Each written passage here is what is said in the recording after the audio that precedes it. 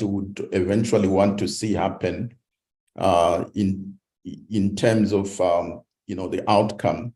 Then we'll finish off with the closing remarks. So that's our program. So let me take this opportunity to invite the FANAPAN CEO, Dr. Chilidzi Madziwandila, to give his opening remarks.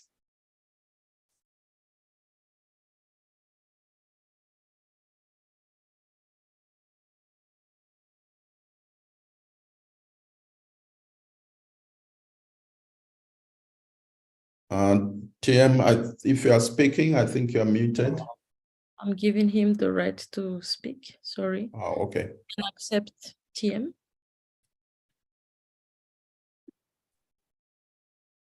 Yeah. Thank you so much, Prof. Sibanda.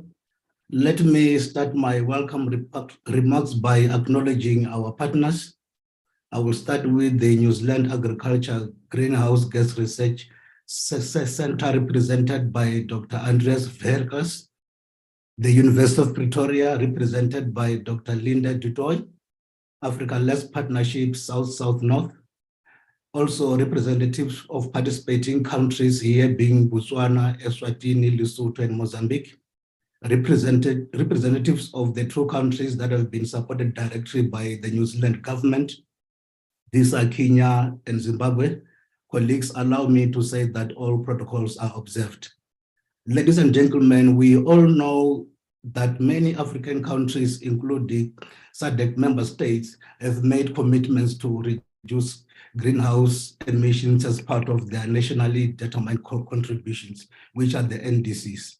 Livestock, especially cattle, are responsible for most of the greenhouse gas emissions from the agriculture sector. However, as a reminder, let me also share with you that the livestock sector is also a solution to the dire food and nutrition insecurity in Africa. As much as they are providing us with a challenge, however, they also then provide us with the opportunity to solve this food and nutrition insecurity in Africa. The challenge we are dealing with through this project, as you are aware, is that most countries have not included emissions from livestock in the NDC targets and actions, largely because of the difficulties in measuring emissions.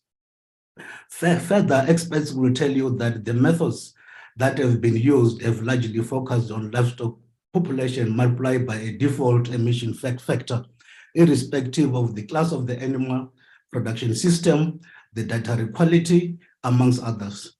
To underscore here, colleagues, let me state that this has made it difficult to accurately provide data to influence mitigation policies and actions, virtually limiting countries to the unacceptable policy where they would have to reduce the livestock populations. FANAPAN is delighted to have been associated with the New Zealand funded support to 4 countries in the SADC region, which I've already mentioned that these countries are Botswana, Eswatini, Lesotho, and Mozambique. We are doing this to make sure that these countries move from tier 1 to tier 2 in terms of using the methods of estimating GHG emissions from cattle. We hope that this support will provide, in a kinetic manner, more realistic data on emissions to support appropriate policies, bold and transformative actions towards achievement of the NDC targets, especially in the agriculture sector. I am happy that this project is very much aligned with the FANAPAN mandate and role as a champion of research and all research-based evidence in terms of making sure that we are supporting policy processes within the space of agriculture, food, and natural resources. We are looking forward to hear about the experiences from the participating countries and the lessons which we can take forward from this project. However, the big task ahead is that we need to take this proof of concept to scale, and therefore we really need to take these lessons on board to make sure that we move forward. I would like to welcome you all and wish you a fruitful deliberations as we work on advancing mitigation of climate change. Not to say that we should ignore adaptation measures. Without any further ado, thank you, Prof. Sibanda, for leading this valuable project, and I thank you so much. Yes, thank you, Dr. Chilidzi, for those remarks. And I think that sort of gives us a landing pad for our next presentation. And we're going to ask Dr. Andreas Wilkes to just take us through what this project was all about, the, if you like, the conceptual framework and, what we hoped to achieve. So, Kanto, if you can queue up that presentation, then I hope, Andreas, you are ready. Many thanks, Simba, and welcome everyone to this webinar. I'm just going to give a brief overview of the project, what it was intended to do, and then the remaining presentations will inform us what did it actually do. And I look forward to hearing from the countries themselves. If you could go to the next slide, please, Kanto.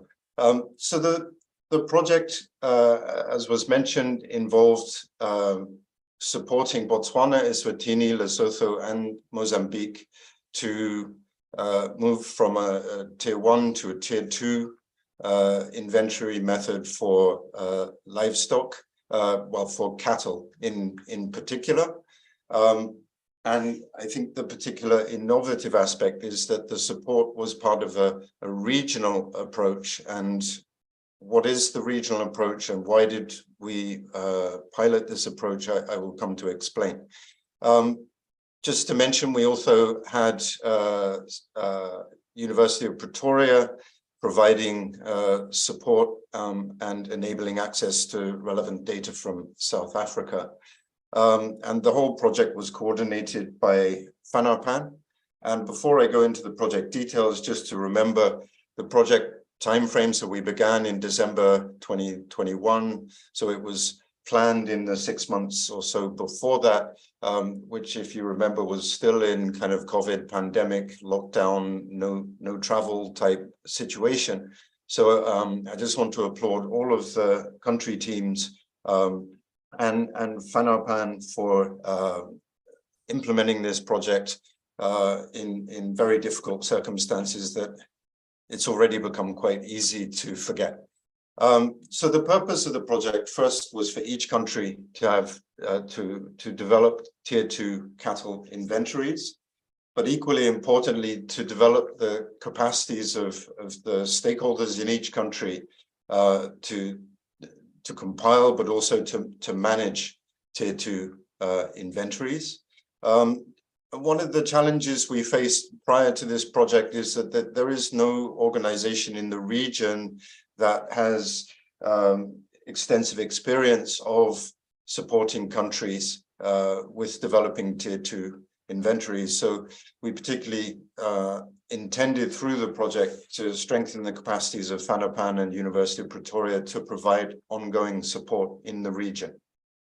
And as I mentioned, we applied an innovative regional approach, and we hope to learn lessons which potentially can be applied in other regions. If you could, next slide, please. Yeah. So briefly, I just want to go into 2 topics. The first is why tier 2 livestock inventories, what's the benefit?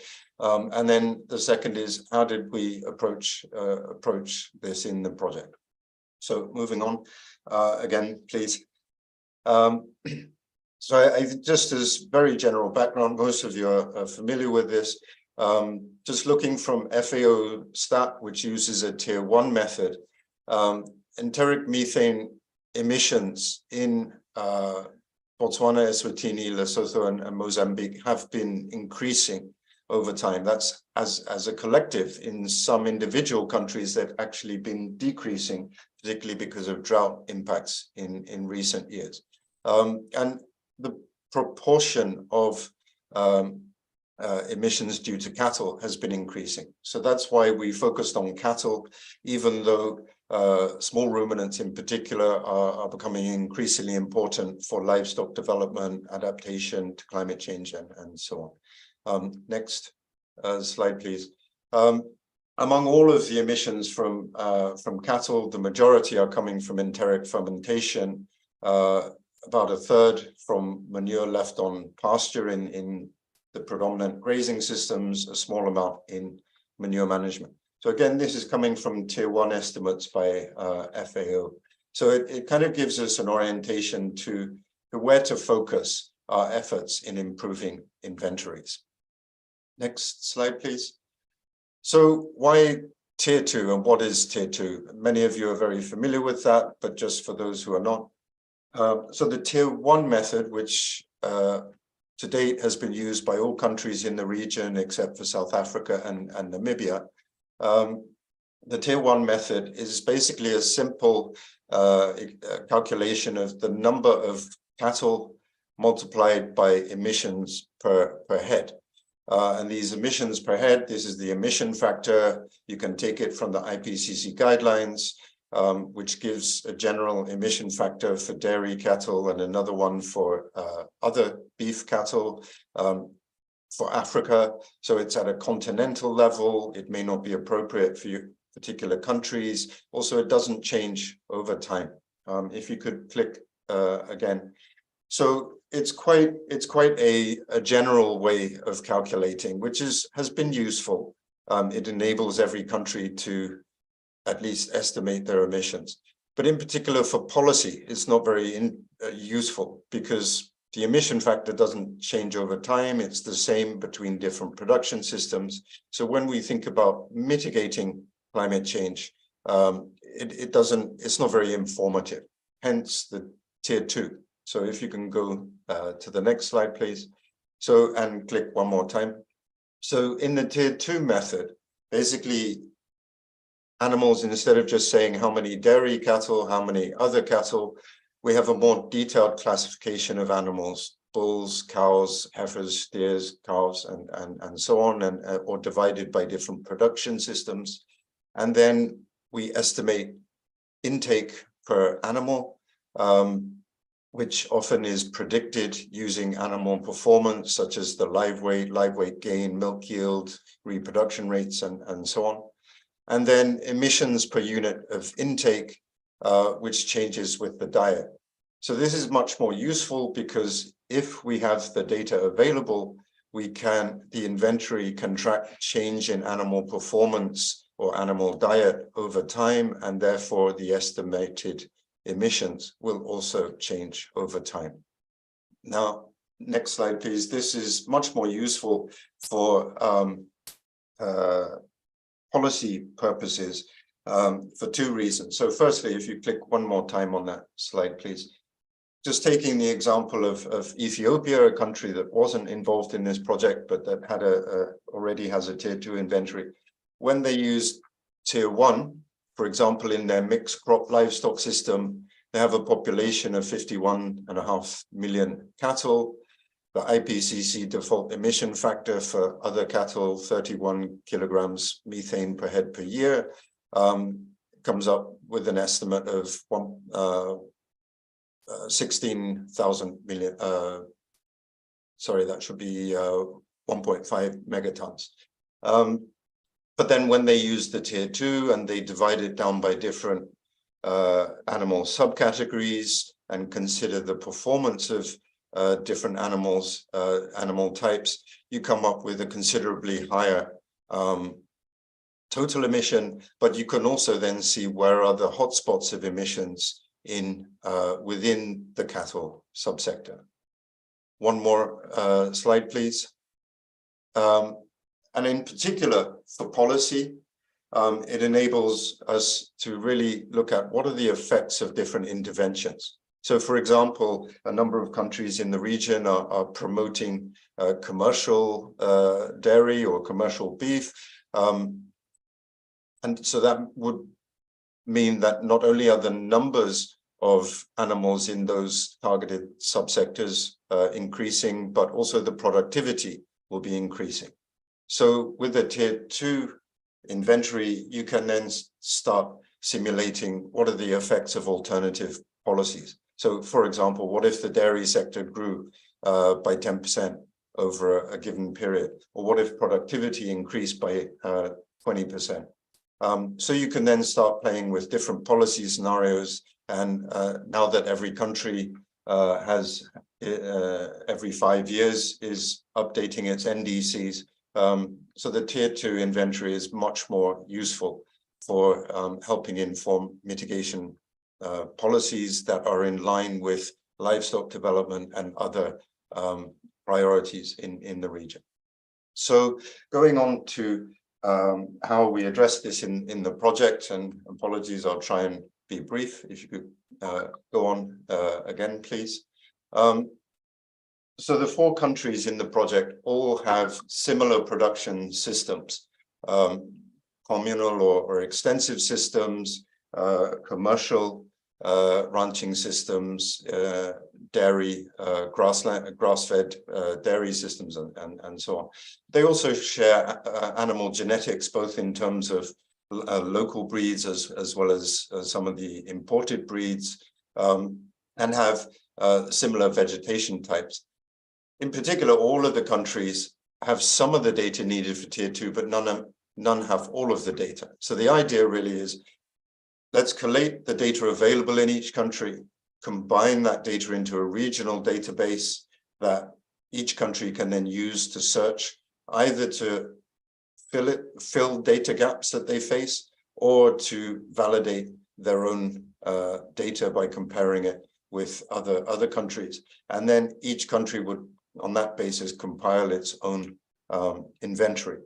And also through the process, go on to pay attention also to inventory management capacities, so that we can contribute to continuous improvement and sustainable management of the inventory. So next slide, please. So here's just an example in terms of national statistics, how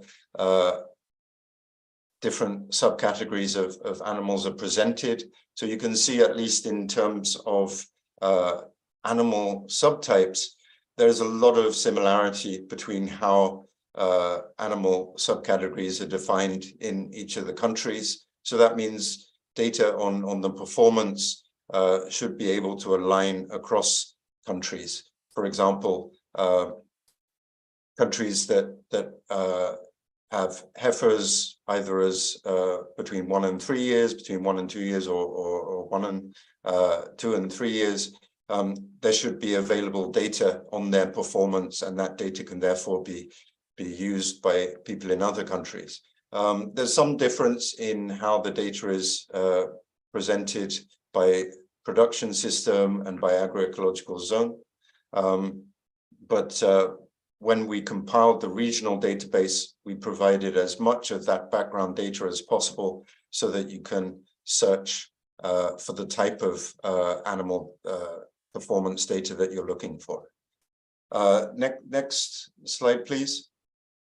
So the country teams did a great job in collecting the animal performance data in line with these common animal subcategories. If you press one more time, the basic data collected was around live weight, daily weight gain, work hours, milk yield, reproduction rates, and feed quality. Also, I forget to mention here, manure management and herd structure as well.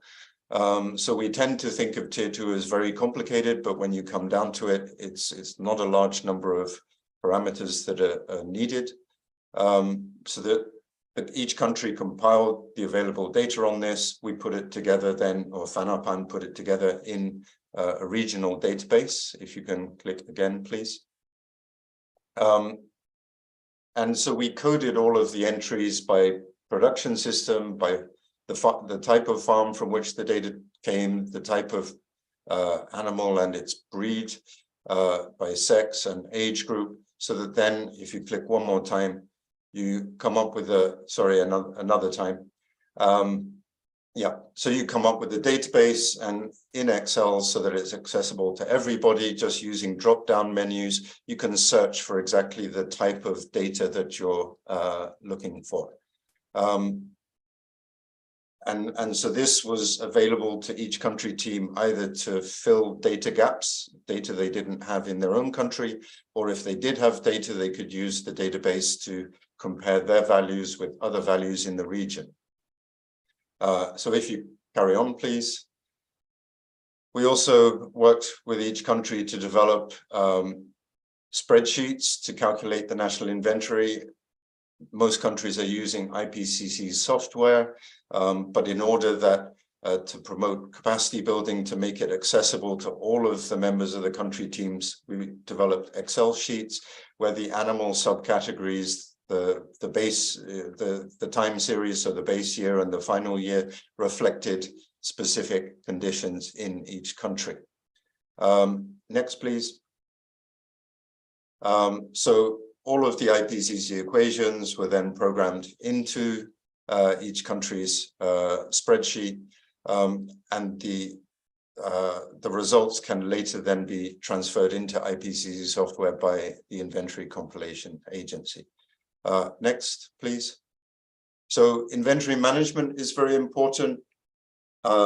We had intended to be able to spend a lot more time working on the technical aspects of inventory management. If you click one more time, I think really what we did support is we promoted the stakeholders to be able to discuss appropriate institutional arrangements. When using a tier 2 method, there's a lot more data that involves more stakeholders, more expertise that may or may not exist in the Inventory Compilation Agency. So one important aspect is how to collaborate and coordinate on ongoing inventory management. So I look forward to hearing from the countries on what they feel they have been able to achieve in this regard. One more time, please. So yeah, what we intended to do was for each country to have tier 2 cattle inventories, to promote strengthen capacities for ongoing inventory management, as well as capacities for regional support. It was the first time, so far as we can tell, that in the livestock sector, this sort of regional approach has been used for inventory improvement. And the idea is it could be relevant in other regions of Africa. So I look forward to hearing from the national teams what lessons they draw from the regional approach, and perhaps in the future we can see how to adapt it to other regions. So thank you very much. And I just want to congratulate in particular FANAPAN, University of Pretoria, and especially the country teams for all their efforts over the last couple of years. Thank you very much. Yes, thank you, Andreas, for giving us that outline of what the project is about and how we, went on conducting and delivering the outputs. I don't know if there are any sort of quick questions for clarification. We have a couple of minutes if anyone would like to ask anything. Otherwise, I think as we get presentations from countries, things will get clearer. Does anybody have any question? You can either use the Q&A box there, or at least for now, if you want to ask a question, you could raise your hand.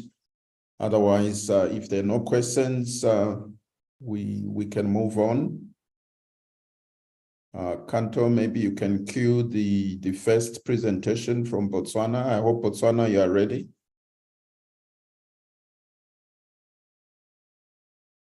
Botswana, can you please raise your hand for me to give you access to speak? Or the name, please.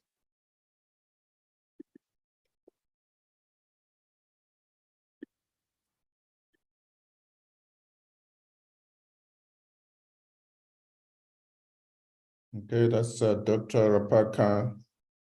You got it, Kanto? Yeah, Dr. Rapaka.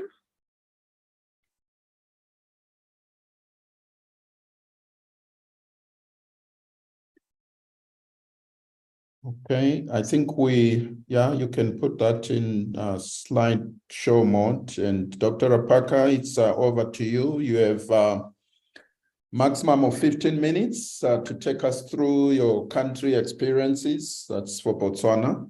Please go ahead. Thank you very much, everyone. Good morning. My name is Kitusegile Rapaka, and today I'll be sharing experiences and lessons from Botswana as we went through compilation of the GHG inventories. Next slide, please. In Botswana, we opted for assembling a team of experts led by National Agricultural Research and Development as the focal institution, instead of going the consultant route. And we indeed managed to come up with estimates of methane emissions from enteric fermentation, and also estimated methane and nitrous oxide emissions from manure management. And we did this compilation using the IPCC 2006 guidelines in conjunction with the IPCC 2019 refinement. But before going any further, I wanted to also indicate that Botswana's NDC excludes agriculture. And therefore, this study came at the right time, since the NDC are currently under review. And the results from this study will enable the country to make informed decisions as to whether we should include agriculture or continue with its exclusion. So really, we appreciate this study from that perspective. Next slide. And like I was saying, we had a team of experts from the focal institution, that is National Agricultural Research and Development Institute. We had myself, and my field of work is genetics and genomics. We have Dr. Kosukoma, who have worked much on climate change issues, and by profession is a land management and biodiversity specialist. We have Dr. Leonard Balesem from Department of Veterinary Services, who is a ruminant nutritionist. We also had from University of Botswana, Mr. Halibon Ramapane, who is the National Greenhouse Gas Inventory Coordinator based at the University Faculty of Science, who is a lecturer in atmospheric physics. We also have representation of Professor Rikima Dibela, who is also a ruminant nutritionist from Botswana University of Agriculture and Natural Resources. And last but not least, we have Dr. Kakanyo Dinto from Statistics Botswana, who is also a team member of the National Greenhouse Gas Inventory team. And then I'll just quickly go through the compilation process that we underwent. We started by populating cattle data from secondary sources, and this data was for dairy and beef. And we inputted data in its disaggregated form, that is according to the various livestock or cattle categories. And from there, since we identified some missing data, we used extrapolation and interpolation to come up with estimates for those missing figures. And we also undergone some quality control so that our data, we could really understand the quality of our data. Then we did the determination of emission factors, and then we inputted data into our calculator to estimate the emissions. And then from there, that was followed by interpretation of the results. And we ended up by doing some validation process where we had some stakeholder workshop, and finally we compiled some reports that we submitted to FANAPEN.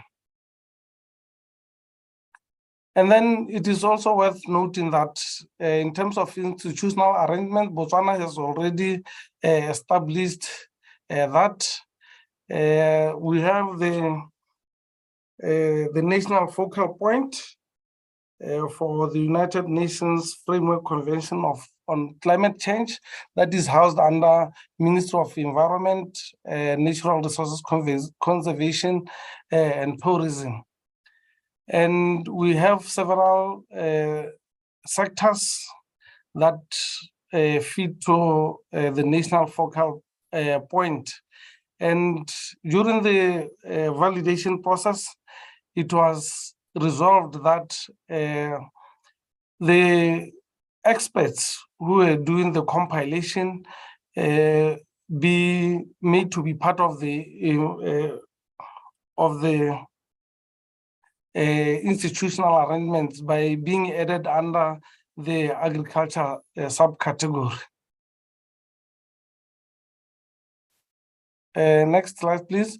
And going through our achievements, we managed to set up a multidisciplinary team of experts who are very conversant with issues of greenhouse gas emissions. And more importantly, the team members displayed a very high level of teamwork, and we complemented each other very well, and therefore, and hence we successfully completed the exercise. And the other achievement is we managed to develop emission factors for the country and also estimate emissions based on the Tier 2 method. We also have to get stakeholder perspectives during the validation workshop, and we managed to review institutional arrangement and added team of experts from institutions that were participating in the project. And we also managed to identify inadequacies as far as our data is concerned, such that in future we know where the gaps are and how we could work on those. And then what we could have done better or areas of improvement, we felt that it took some time before the project started, and it somehow affected implementation along the way, but at least we managed to get some extension from the coordinators and funders. And also, we realized that Tier 2 method requires a lot of information, and we needed more training so that we become very well versed with its operation in its entirety. And also, we worked under duress since we had other commitments, but it would have been wonderful if we could have been part of the people who are developing the calculator, so that we have a very good understanding of how it came about and how it works. We had many lessons, but here we just highlighting the ones that we felt are more important. And we from our result, we realized that a Tier 1 method underestimates greenhouse gas emissions, and also that Tier 2 method requires more disaggregated data, and therefore more engaging. And we also realized that data sharing is very sensitive, and therefore accessibility, especially when we are dealing with private enterprises, can be a challenge. And also, we learned that it is very, very important when you do this compilation to engage all relevant stakeholders for data collection, for consensus, and even implementation. And also that inventory compilation templates should be flexible enough to accommodate individual country situation, because as different countries, we have different ways of doing things, including even the data that we collect and compile. What do we plan for the future? We plan that going forward, Botswana must collect as much information as possible to improve accuracy of the estimates. And also, we didn't include feedlot data, but it's very important to also come up with a reflective estimation of the emissions. And therefore, we will need to work on that and include such data. And also to come up with a reasonable estimate of the uncertainties. Also to capture data on manure management, especially with dairy and feedlots. We also realize that we need more research to come up with country-specific parameters, because in some cases we had to use regional ones or even others from other countries beyond the region. And more importantly, we have to continue where the team left, because there's still more work to be done to come up with accurate or representative emissions.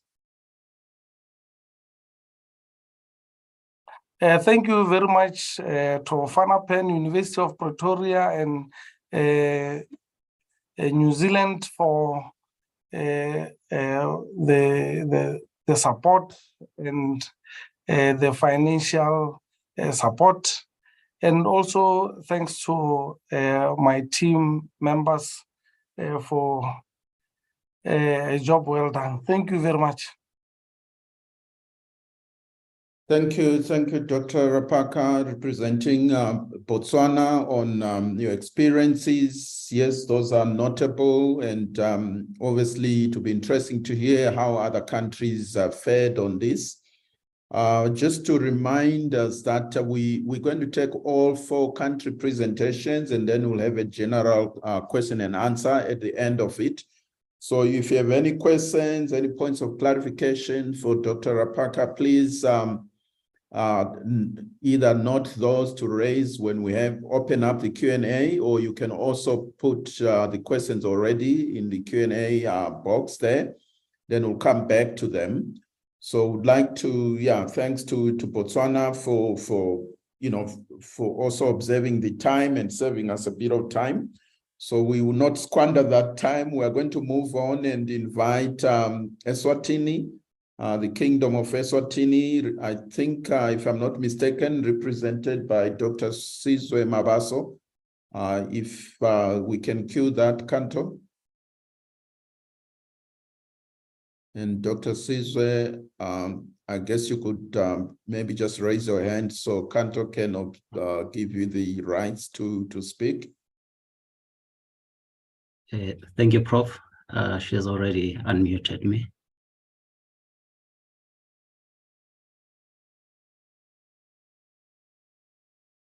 Please go ahead. Thank you, Prof. Good morning to everyone. All protocol observed, as I've been introduced. I'm Sizwe Mabaso from Eswatini. I'll be sharing our experiences as well as lessons learned in this assignment. Please, the next slide. And it's just worth mentioning, as I'm listening to Dr. Rapaka, that the experiences are very, very comparable, I think, which also cements exactly the same basis of this project, that we believe that the production systems are comparable across this region, and thus the project. So I'll start off with just highlighting that the agriculture sector is very, very critical in the kingdom, both from an economic as well as a social standpoint. And just the livestock subsector is as important as the crop subsector in the kingdom, because they kind of contribute about equally towards the agricultural GDP. And then I will not really be touching on how the inventories are compiled, because already I think Dr. Rapaka has packaged that nicely as things were kind of uniform across the 4 nations. How does it, sorry, just the last part, yes. How does it relate to our NDC and other national policies? The sectors I've highlighted is very critical. So it is one of the priority sectors that are outlined in our NDC, our adaptation communication, as well as our NAP document in the kingdom. Next slide, please. So just to touch on what would take as highlights from this assignment, of course, it was the first one is that we were able to compile the inventory using tier 2 as a kingdom, but it was also useful in cementing the fact that we are missing a lot of data that is necessary for tier 2 inventory compilation. Partly, it will be due to shortage of equipment that is necessary for generating such data, and also limited research. And then also it was notable that the same data that Botswana, Mozambique, and Lesotho will be missing is probably the data that we found ourselves not to have as Eswatini. And then as Botswana is already highlighted, we also noted with this approach that the usage of a team than just an individual or an expert in the compilation process was very, very useful. So we found greater success in teamwork, as well as in the Ministry of Agriculture being mandated to take the lead in this compilation. And then, of course, we cannot overemphasize the critical links and networks that we managed to forge. So this image is just an image I put there to show where basically mostly these are members of the team that we're working with as we undertook the compilation. Next slide. And then also one of another highlights is that the Ministry of Agriculture reports data in the annual censuses using administrative regions.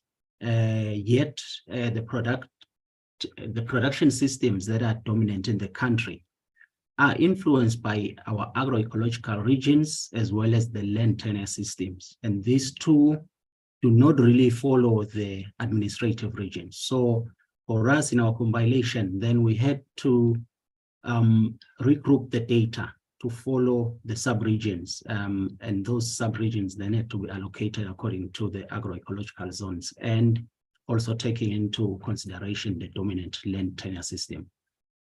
Next, please. And then what would we say went really well? I think, as I've highlighted, getting the Ministry of Agriculture on board and having them really work closely with us in the compilation, with the idea that going forward in Eswatini, the ministry will need to take the lead in the compilation. We found that very, very positive. And then the continual inclusion, as well as consultations, their input, be it in terms of availing data or expertise throughout the exercise, was very, very notable. And then also there was excellent coordination, of course, from FANAPAN. We appreciate that. And then we were always receiving technical support from Andreas and the New Zealand team, as well as Dr. Lind from UP. That was very, very useful. So that went very well. And then also the experience sharing and support at a regional level was very, very useful from other compilers in the region. And then what could have been better? I think Botswana summarized things nicely in as far as what's prevailing on the ground, but worth highlighting from us is that I think we would have greatly benefited, and we had a chance to deal with those data gaps that we noted in the project. And then in terms of institutional arrangement, it gave us an opportunity, of course, to revisit some of the work that had been done in as far as institutional arrangement is concerned in the country, and seeing how we can get things improved. So this work, of course, will go a long way in supporting a climate change bill that is under development in the country as we speak. And then also, there is a proposed roadmap for the Ministry of Tourism and Environmental Affairs, the coordinating authority in the kingdom. Among those proposed actions, there is that there has to be MOUs between MTA and those key data providers to ensure that there is a smooth compilation process, because these MOUs will ensure that it outlines who is doing what, when, and how. And then also to show that the Minister of Tourism and Environmental Affairs is already working hard to ensure that the Minister of Agriculture is taking a lead in the compilation for this sector. There is personnel from the Minister of Agriculture that's already enrolled for inventory training, so that there is capacity in the ministry. The next slide just shows now that it's not the whole arrangement, but rather it's the one that is just talking now to the agriculture sector, whereby the Ministry of Tourism and Environmental Affairs now, through the climate change unit, is basically giving the Ministry of Agriculture for both livestock and crop to take the lead in as far as compiling. And then, of course, there are those critical data providers, whom some of them we are already saying that the Ministry of Tourism and Environmental Affairs has to establish the MOUs. We will ensure that there is the smooth flow, because everyone knows what is expected of them when. And then the next slide. And then in terms of challenges, the main one would be the missing data. That is, as we've highlighted, a lot of data gaps as required by Tier 2. We have issues in that aspect.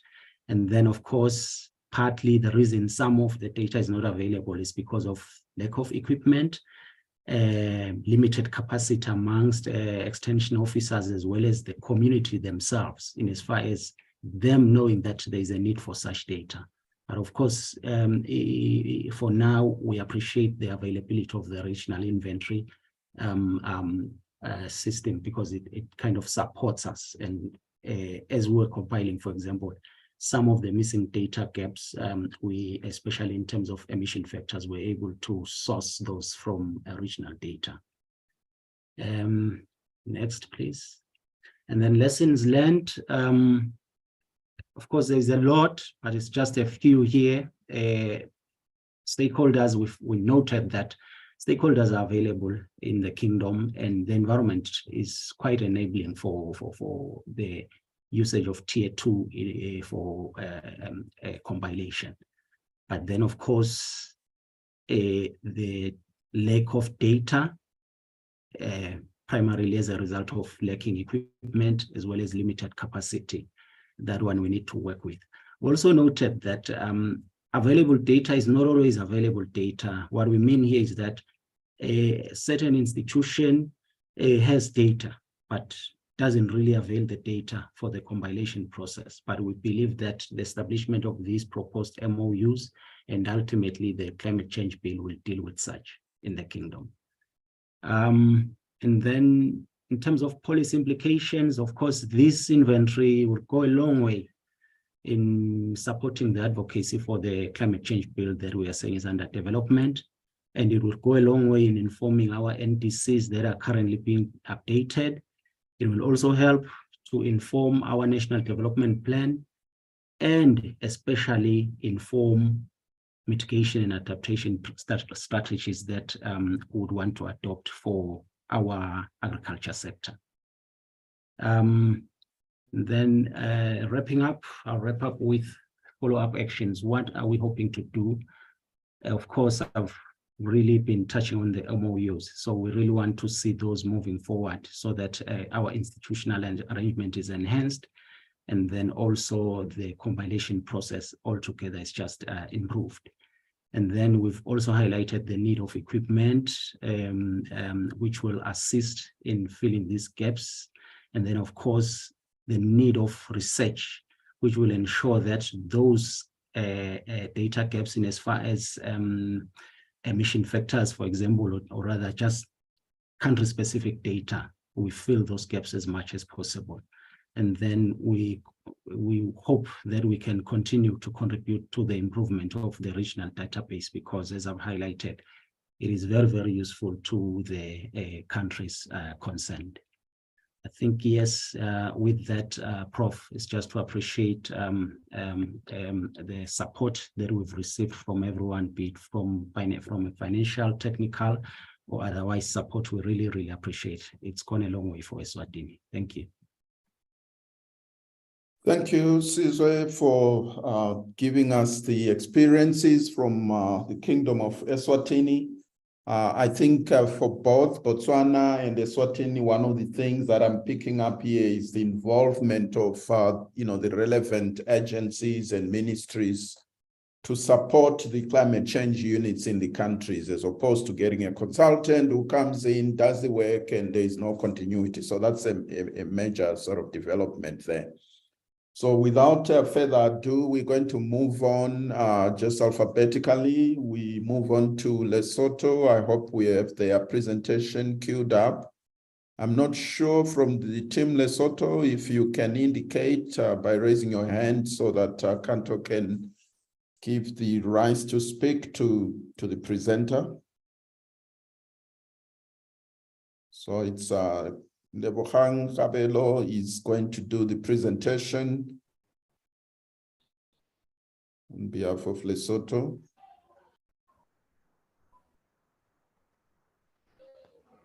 Yes, you can go ahead, Lebo. Okay, thank you, Prof, and everyone who is present. Good morning. I'll be doing the presentation on behalf of the Kingdom in the Sky for Lesotho.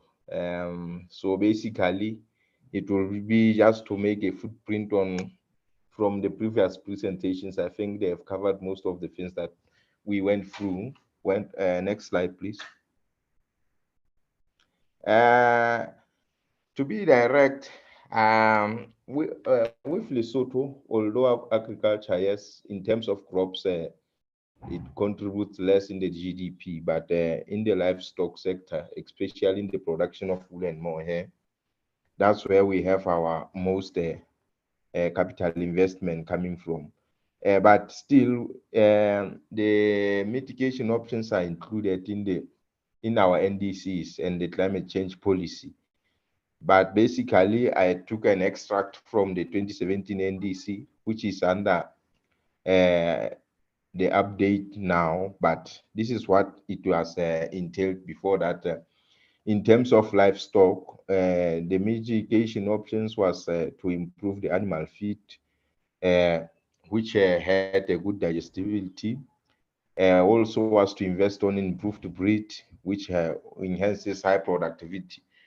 Also was in general to promote the diversification of livestock and livestock management practices, targeting mostly on how to reduce the greenhouse gases, and also was to include the livestock that was resilient to the climate change. Next slide, please. The processes, I won't go further, but can you go next slide? I think the major highlights of our greenhouse gases, I think it cuts across the countries, the ones that they highlighted. But for us, we saw that since now we're using a more detailed data, our emissions were higher than that of tier 1. I think the result was that our country emission factors were a little bit higher than that of default value provided by IPCC. And also, our activity data had large uncertainties. That was the highlight. And also much of the animal performance data, things like life weights, weight gain, and everything was based on expert judgment. We didn't have a suitable official data on the animal performance data. Next slide, please. I think what went well, it will be we give a very good appreciation to the technical assistance that we got from those two organizations that I highlighted, because whenever we needed assistance, they were timely and efficient. Also, we saw from the Andreas presentation that he provided a customized GHG calculator, which was easy to maneuver and use. Also, Fanapan has been very instrumental in terms of making sure that we have suitable data, and also in the write-up that we underwent. Another thing that went well, I think the working relations of our entire GHG team was very cordial. Everyone was committed to achieving what was required. And also the main thing that was the driver was the funds. So they were very released on time to support whatever activities that we needed to do. And also the data sources, our support from the stakeholders for data provision was very cooperative, although the data was lacking, but they made sure that they could provide all that they could. So I think that was another thing that was of good thing to have experienced. Next slide. I think what could be better is the very highlight that I appreciate the assistance of Fanapan. The documentation should have been done at every process. I think the team, this was the first experience of doing this inventory. So usually the work would rely entirely on the consultant. So the documentation process was a new thing to us. So we only managed to be aware of it towards the end of the project. So I think in the next inventory continue from here, we'll be able to do that and document well every step that we do during the process, not including it at the last moment. Also, another thing, like we're saying, the tier 2 data somehow is out of the scope for most of our data sources. So for them to help to collect that extra data, we need funds mobilization. So if we had that support to collect the data to fill the data gaps, I think it could have been well, since those guys were only mandated to collect some sort of data, which is mainly on tier 1. So we're requiring extra data, which needed extra for them to go extra mile, and to do that, we know that funds will always support that activity. Next slide. In terms of implementation, since we are focusing on this, to implement this GHG event, we followed what was proposed by the project, and this is how it was. It was the minister and then LMS as the coordinator through the climate change unit, and then we formed our own GHG team. And then the GHG team was built with 5 organizations, which is Department of Agric Research, Department of Livestock, Bureau of Statistics, Lesotho National Farmers Union, and then LMS as the driver. And then we have external help from the consultant as a national expert from the University of Lesotho. So we followed the same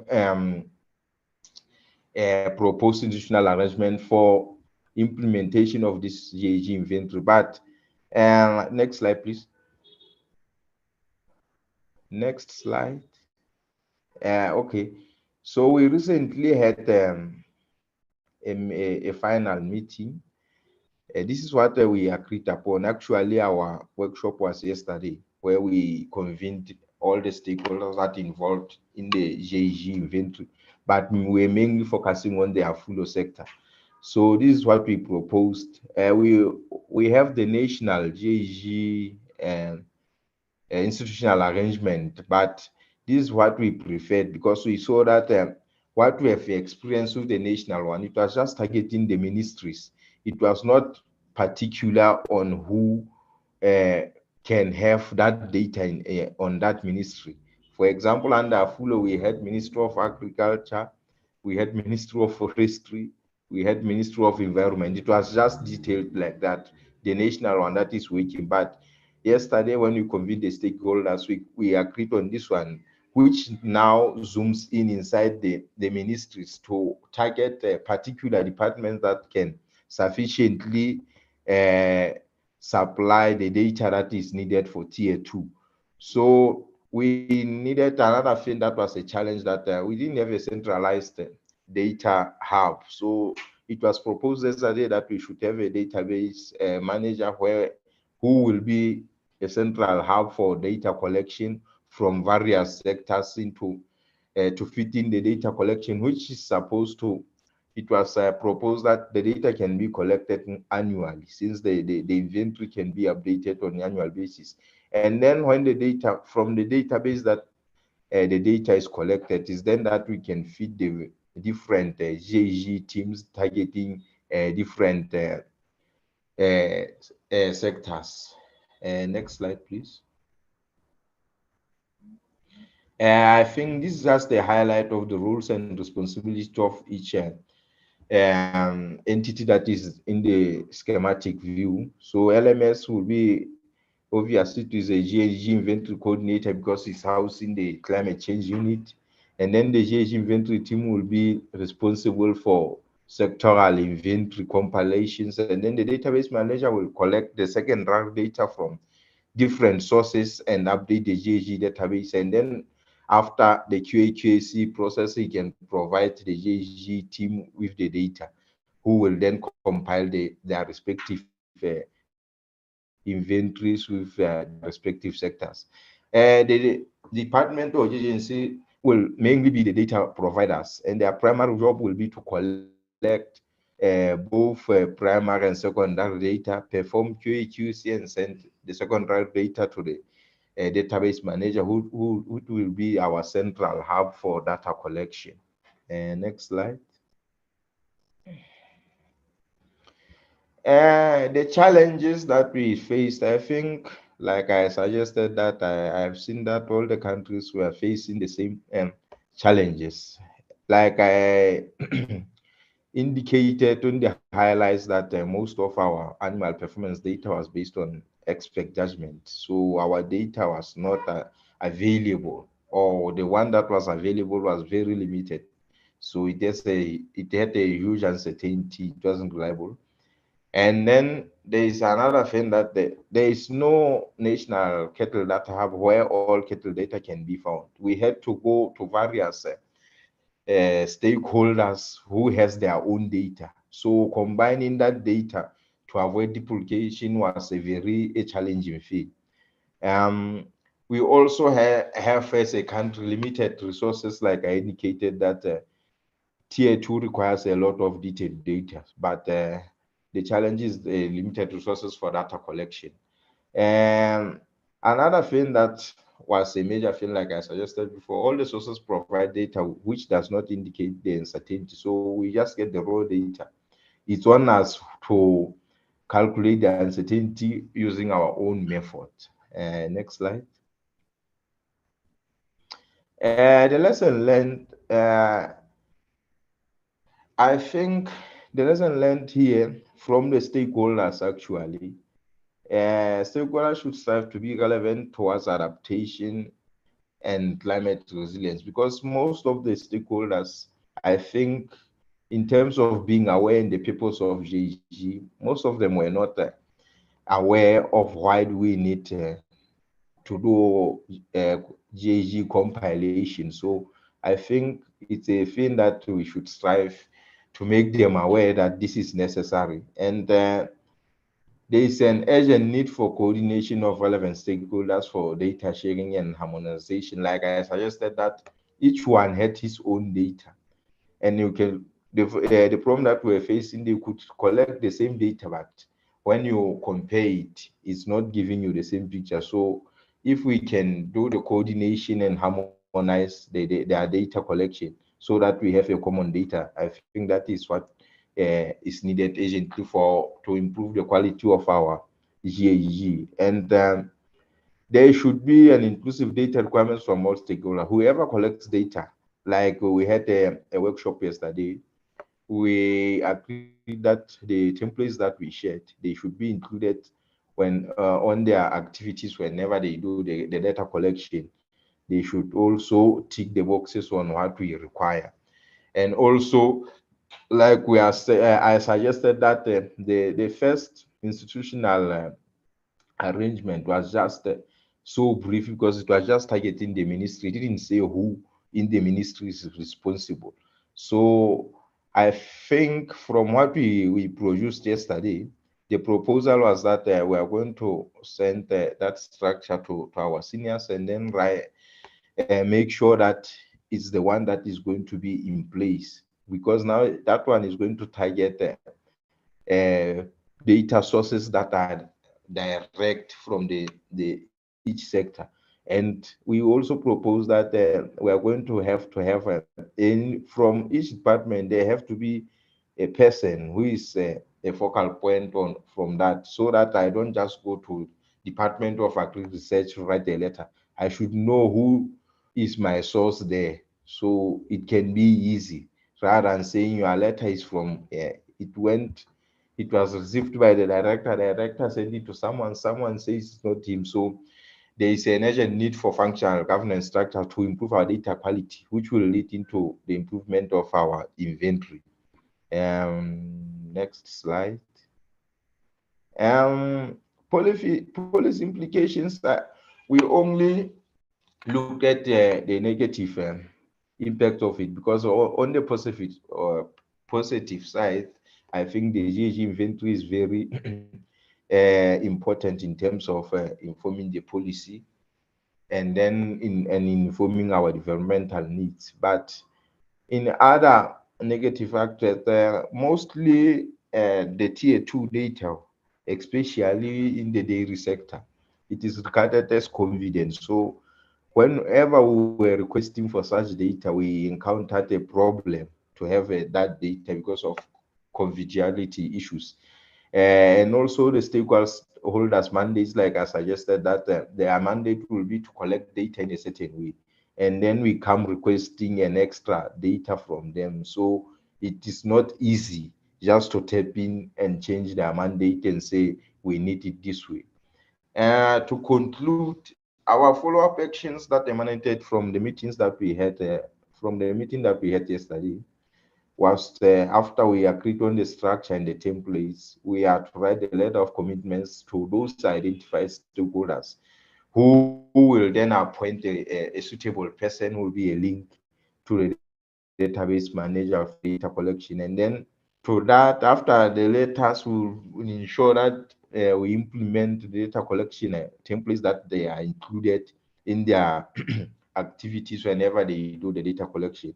And then with a final thing that was highlighted was to share the final report with stakeholders, so that, like I suggested, that mostly were not aware of the importance of GHG. So giving them a report, I think somehow it will improve their commitment in our adventure to do the GHG inventory.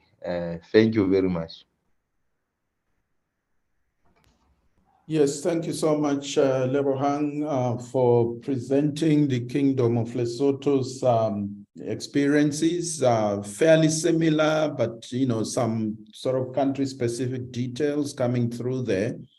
And also happy to see that you've gone further to, to work with stakeholders to, to develop the institutional arrangements that would be acceptable to them, but that will also provide the data that the teams need to compile the tier 2 inventories.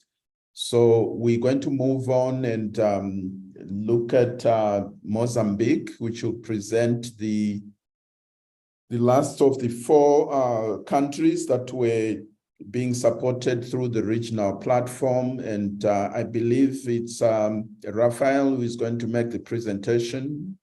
Yes, thanks, Raphael. So when you are ready, please, you can go ahead.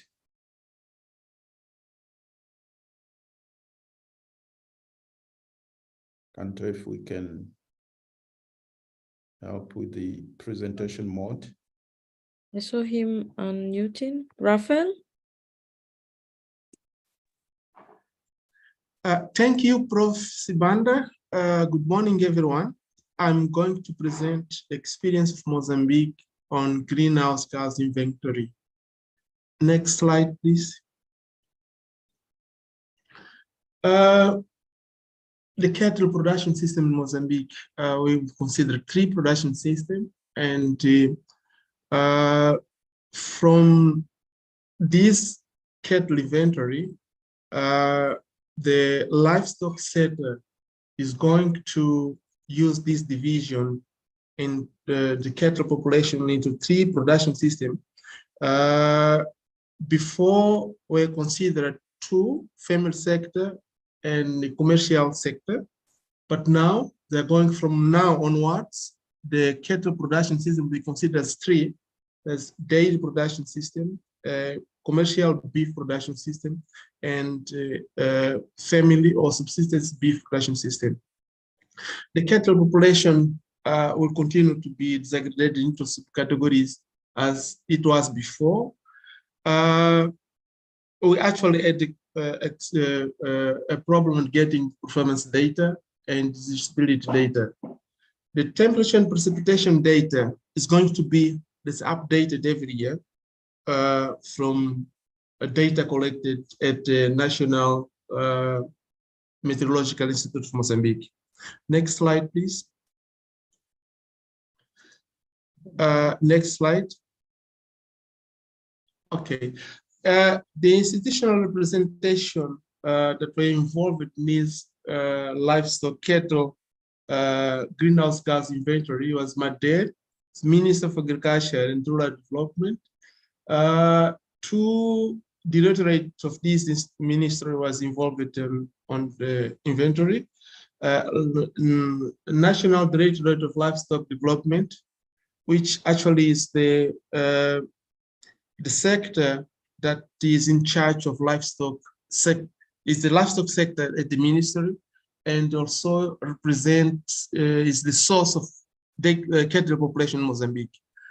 The Minister of MTA is the Minister of Land and Environment, was involved through his Directorate of Climate Change Directorate.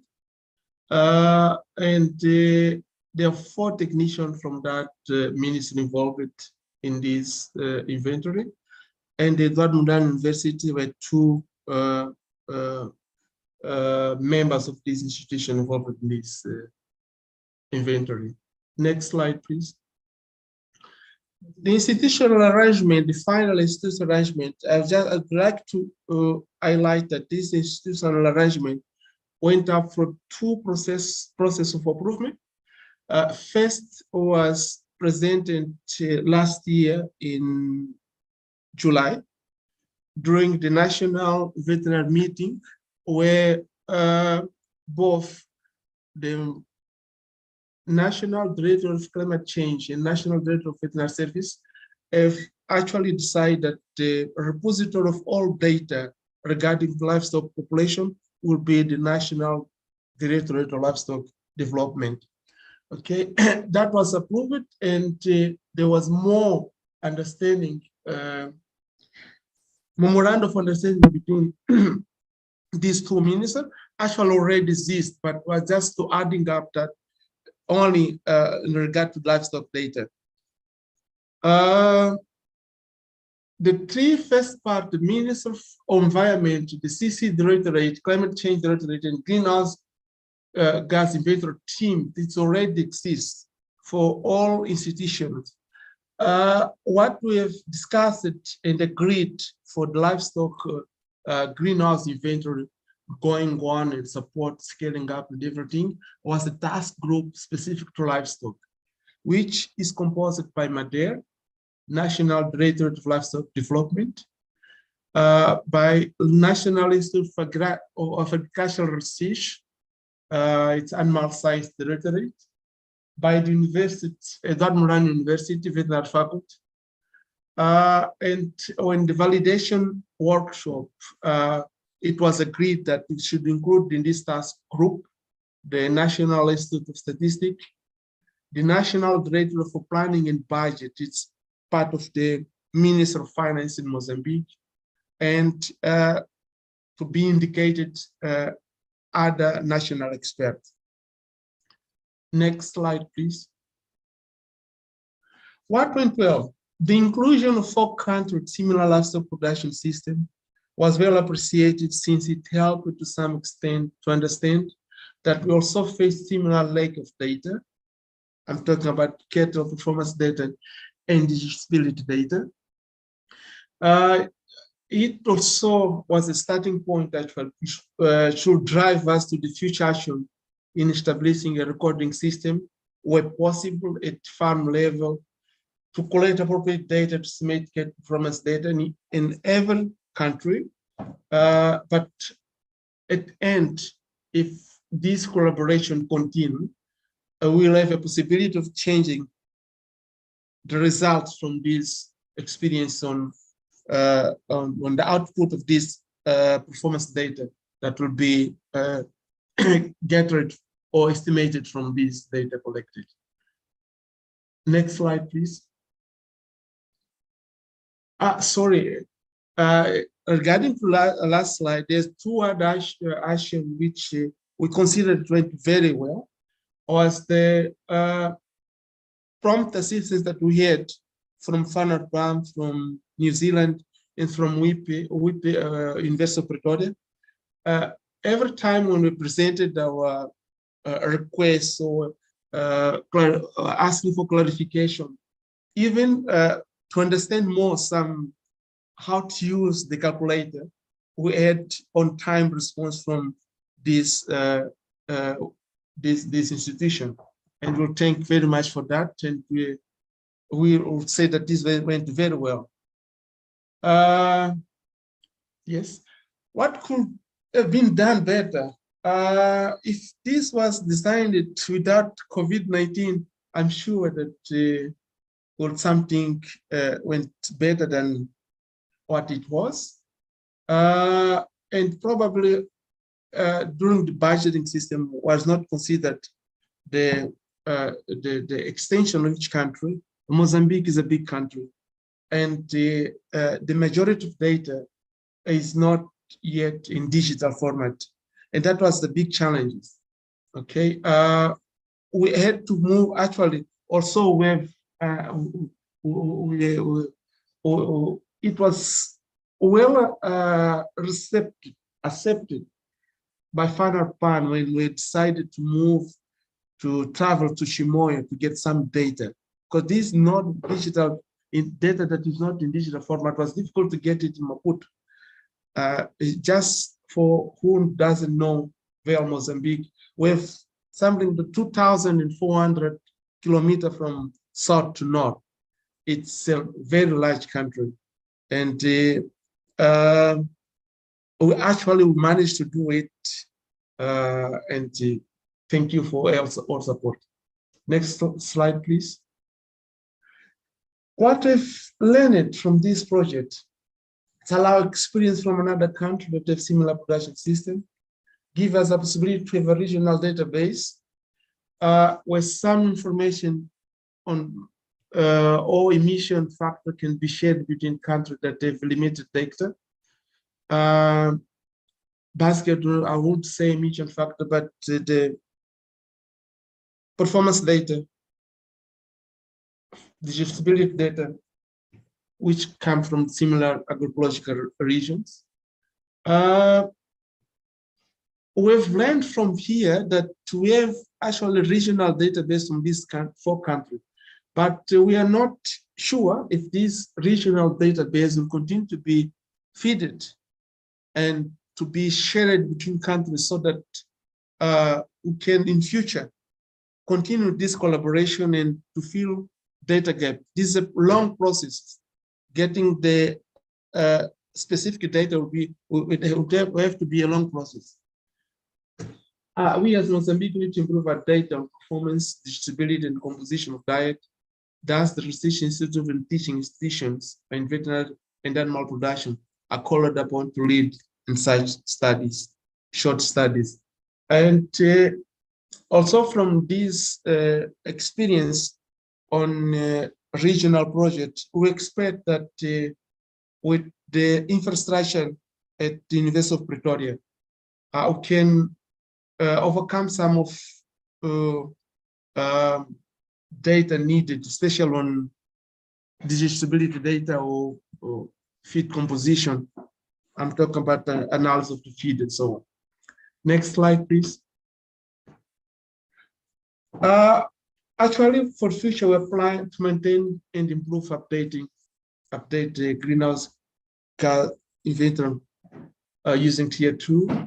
And also, we are looking at including other species of livestock, like small ruminant and bird. Next slide, please. Thank you very much.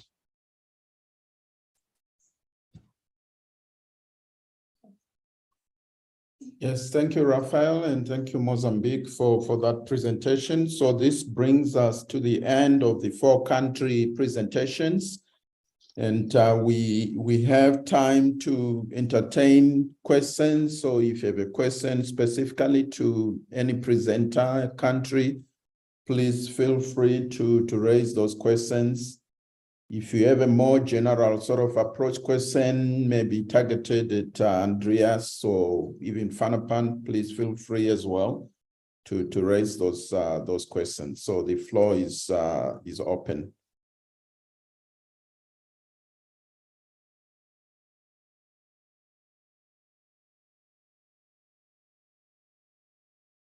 So I think in all cases, the issue of data gaps is one that is prominent in all countries. And I believe even countries that were not involved in this would identify with that situation, that we don't actually have appropriate data that would support a tier 2 inventory system. So the question is, what are we going to do about it? And I think the 4 countries have made some proposals. But one thing I remember that vexed all the teams was the issue of data on dietary quality, having knowledge of what the animals were eating. We had a limited number of studies that have been conducted, but these were largely, based on sampled forages, maybe different seasons. But these in no way would be able to estimate the actual diet that the animals were consuming. So there's still quite a large gap there in terms of information.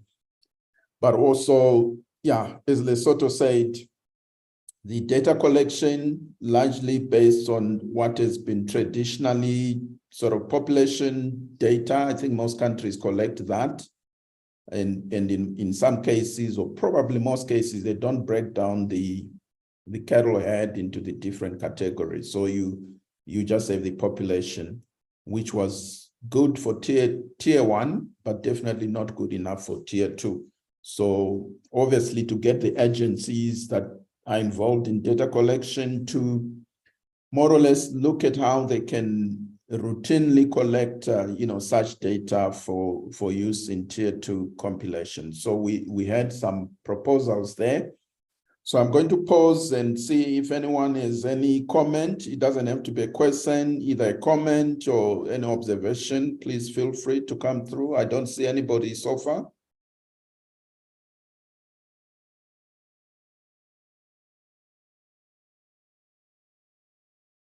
Okay. I don't know whether Andreas or Lind, you may want to comment on anything specific to the country experiences so far. This is not to close the discussion, of course.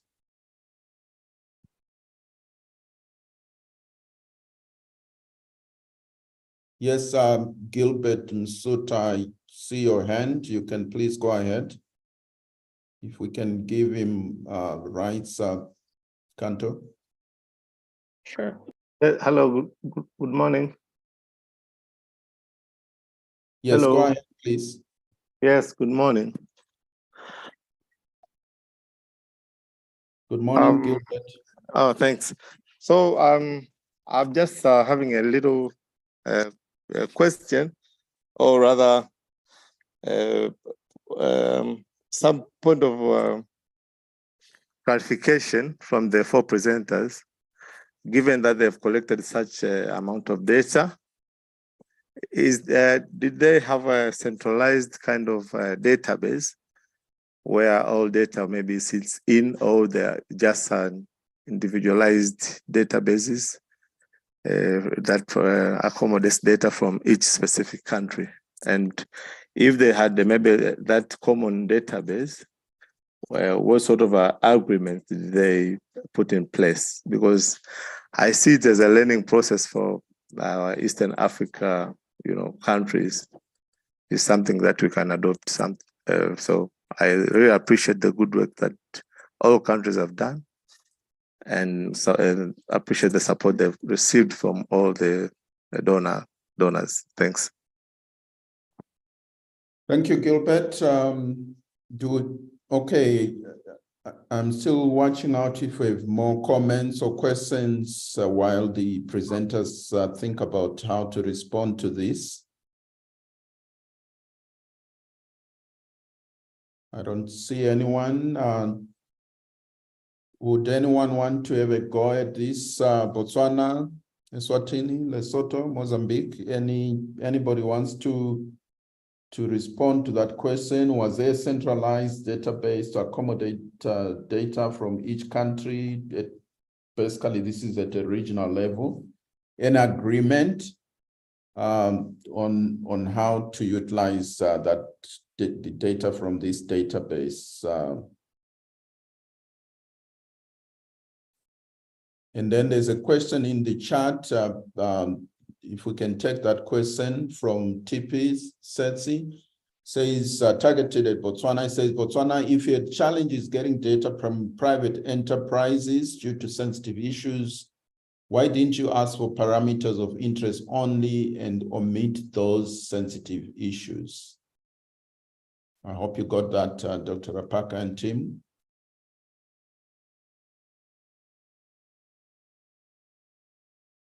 Okay, so I guess Gilbert's question, maybe in fairness, I can respond to that as FANAPAN, and having been responsible for compiling the regional database.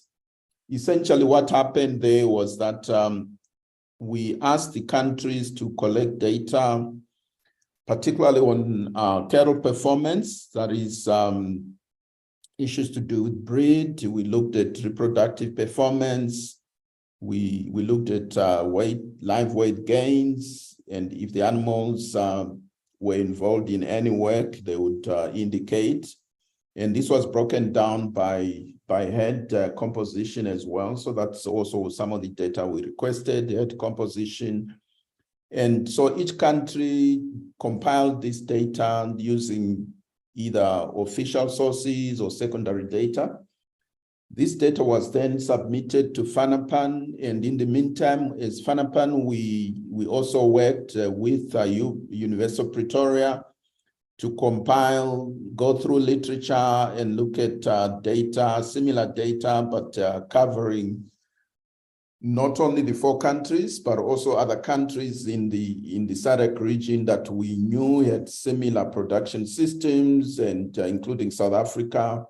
You probably have seen in the presentation from Andreas that there was data from Zimbabwe as well.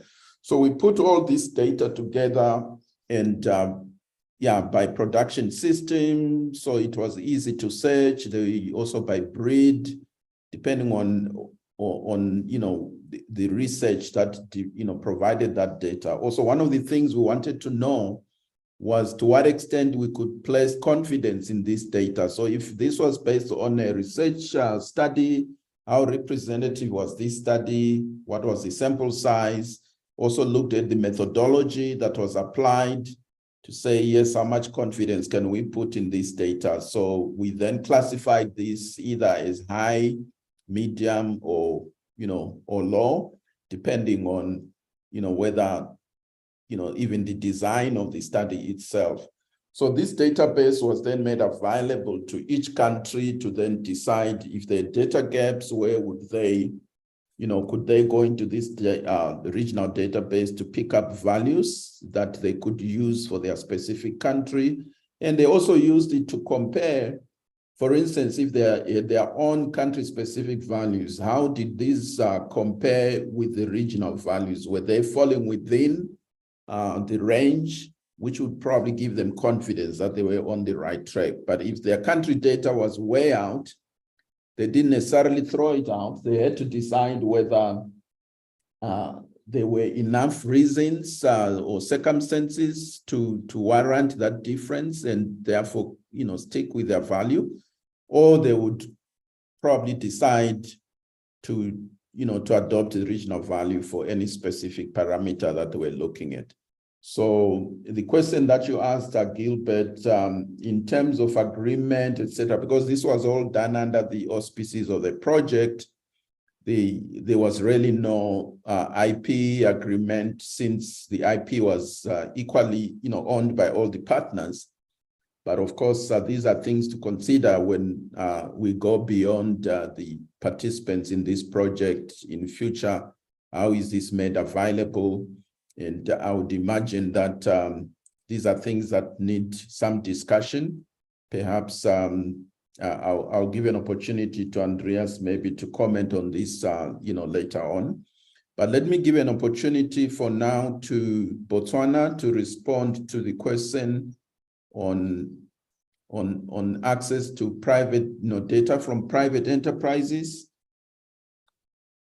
whether you were able to identify sensitive from non-sensitive and therefore focus on the sensitive issues or the non-sensitive issues too. Dr. Rapaka, do you want to respond to that? Hello, sir. I didn't get the last part of the questions. Okay, it says here, Botswana, if you had challenges getting data from private enterprises due to sensitive issues, why didn't you ask for parameters of interest only and omit those sensitive issues? Or were you looking for the sensitive data? I'm not sure. I hope you got it this time. Okay. Thank you very much for that question. When we wanted to compile data for feedlot, that is where we had some challenges with sensitivity of the data, and we approached Botswana Meat Commission, who are the custodians of some of the feedlot data, and also they work hand in hand with the feedlot enterprises. So what was to happen, according to them, is we will need to go through them for the farmers and collect such data. Unfortunately, the resources that we had could not allow us to go around the country to collect such information. And therefore, that is why we are saying from where we stand, it means we will have to continue resource permitting to now go countrywide to collect the data. But of course, through the Botswana Meat Commission, because the farmers were indicating that they can only avail such data if they understand how we are going to use it. If we are not going to use it, to maybe hinder them or using it against them, because they really wanted us to assure them, and therefore that is why they wanted us to do it through the agent, which is Botswana Meat Commission. But we are hopeful that going forward we will have such engagement and the data will be availed. But during the time when we were compiling, really we didn't have much time to do those engagement and go around the country collecting such data. Okay, thank you, Dr. Apaka. I hope that provides enough background to that question. Let me turn over to my colleagues here. Andreas, would you want to comment on the IP issue and the agreement on use of regional databases in principle there? Is that specific to the database compiled through this project? Yes, Yeah. yeah, but maybe as a lesson for other regions if they were to go through a similar exercise. Yeah, sure. I mean, from the point of view of this project, all our support is considered from the New Zealand side, we consider it a public good. And so I suppose we, on the assumption it's all a public good, we hadn't particularly discussed intellectual property issues. But now that we have like a draft database, I think, you know, we can among all the partners discuss these issues in principle. I think it should be publicly available. The real question is maintaining any database. You know, when you have new data coming, who is responsible for actually updating it, you know, ensuring the quality of the data that's updated and so on. So that's another issue we also haven't considered. So as I said, you know, it's a pilot first experience. Some of these issues have now arisen, yeah, we will continue to address them going forwards. Thank you, Andreas. Yeah, so public good, and I think also as far as FANAPAN is concerned, we also subscribe to the open access sort of principle. But I think the main challenge really would be about how to maintain these databases. New information comes up. I think all countries were proposing that we need to, you know, to do some research on specific areas to make sure that we have specific data. When that data becomes available, how do we incorporate that into the regional database? Especially when we consider that this was collected through a project which effectively is coming to an end in a more or less just over a week's time. So these are some of the issues that we need to think through as to how we can do this. Is there any mechanism through which we can we can make such data available? In other words, what institutions would be appropriate to hold this kind of data for everyone to be able to access? So that's a question that, is hanging out there, will need to be considered. Do we have any other questions from the floor? Or also questions or comments from the country representatives? Botswana, Eswatini, Lesotho, and Mozambique, now that you have had presentations from your colleagues and also some of the questions that have come up, if there's anything you may want to comment on, please feel free.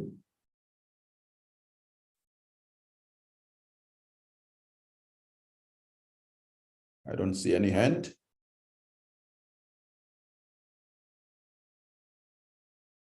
Yes, Prof. Philip from Lesotho, you can go ahead.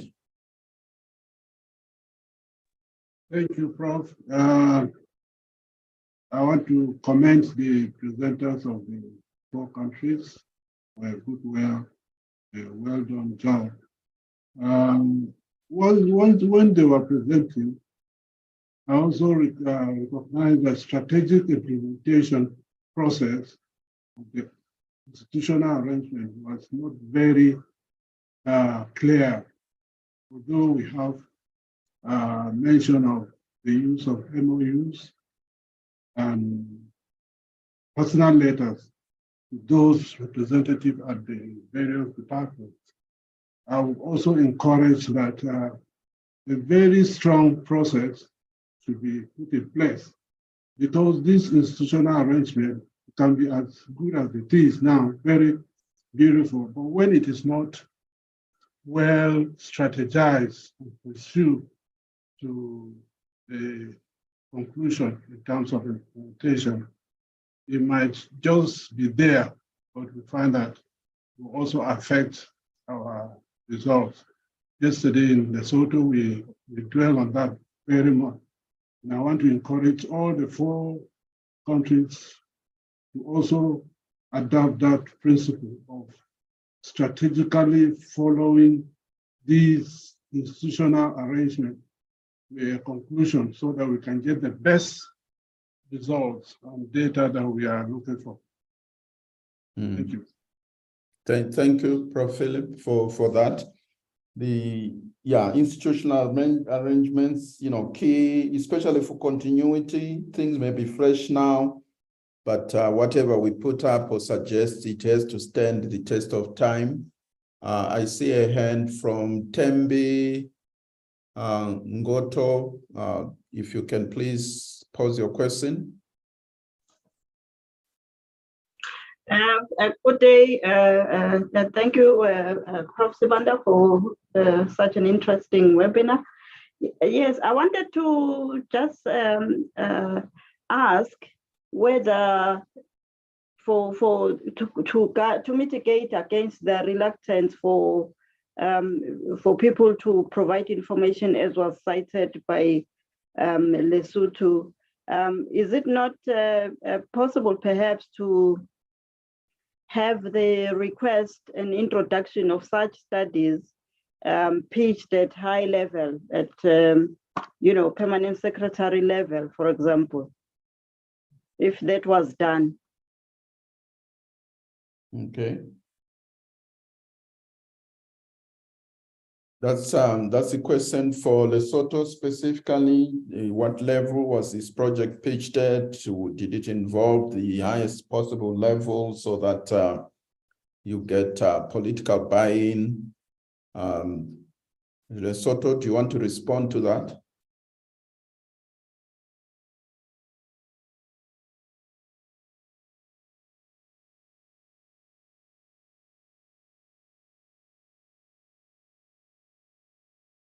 Yes, Prof. Dauda, Philip.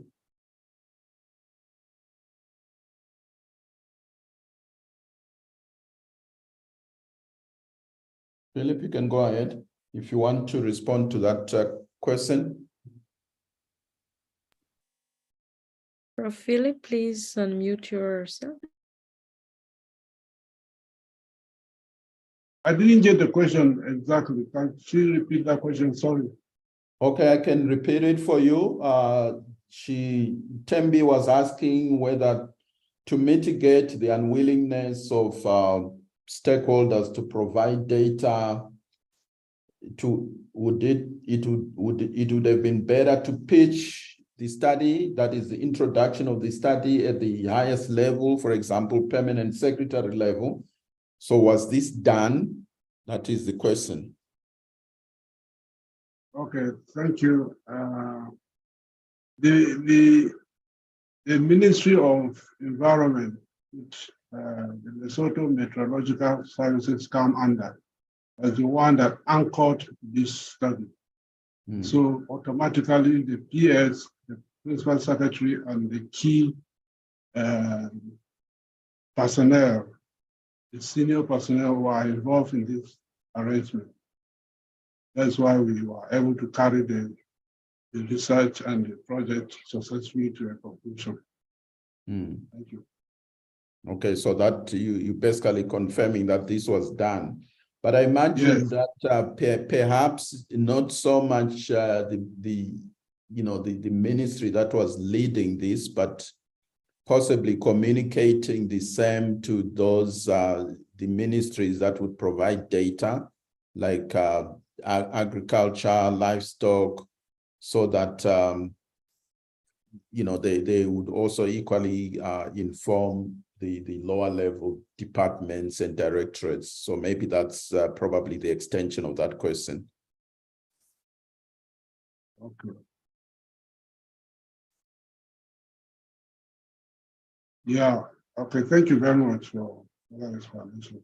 Yes, like I said, since the Lesotho Meteorological Services were the one anchoring these, the onus was on that department to contact the various departments, like the Department of Livestock Services and the Department of Agricultural Research and many others, whereby we were giving representatives, contact persons that form this team that work on this inventory. They are filtered from the above to various staff that have the knowledge and the expertise to contribute to the results that were generated. Thank you. Okay, thanks, Philip. Let's hear from Dr. Apaka, Botswana.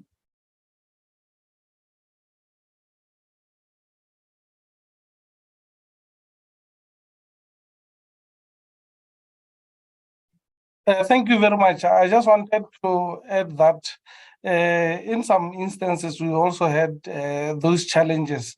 And usually we will escalate those to higher authorities. I understand she was talking about including where need be, we needed to include the permanent secretary or whoever at a higher authority. And in our case, we engaged even the CEOs of particular organizations, and they were very helpful because at the end of the day, we all understood that this is a project of national interest. Thank you very much. Okay, thank you, Dr. Apaka, for that. I think, yeah, so that's always important to, to deal with the highest level of decision makers in such issues where you're looking for cooperation. But there's a question targeted at Andrea specifically from colleagues from Botswana, I think. Ramapane says to Andreas, is there any chance that we could get help on estimating uncertainties outside the project? For example, the Monte Carlo simulation.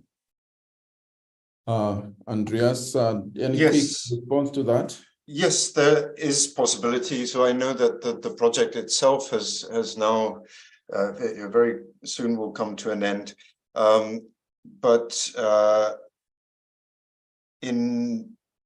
from my side, I'm available to work with any of you on applying Monte Carlo simulation to your to the inventories, and we can carry on with that collaboration outside of the irrespective of whether the project comes to an end or not. So yeah, please do be in touch with me directly if you want to pursue that. I know it had been raised by colleagues in Mozambique as well as other countries. So yes, we can carry on with working on that. Thanks. Okay, thank you very much, Andreas, for that offer. So it looks as if this brings us to the end of the discussions or from the experiences and lessons from these 4 countries. I think, fairly similar experiences coming through the data gaps and also the issues of uncertainty that we've just been discussing, that in a lot of cases, you just had a value and you were not sure how that value was derived.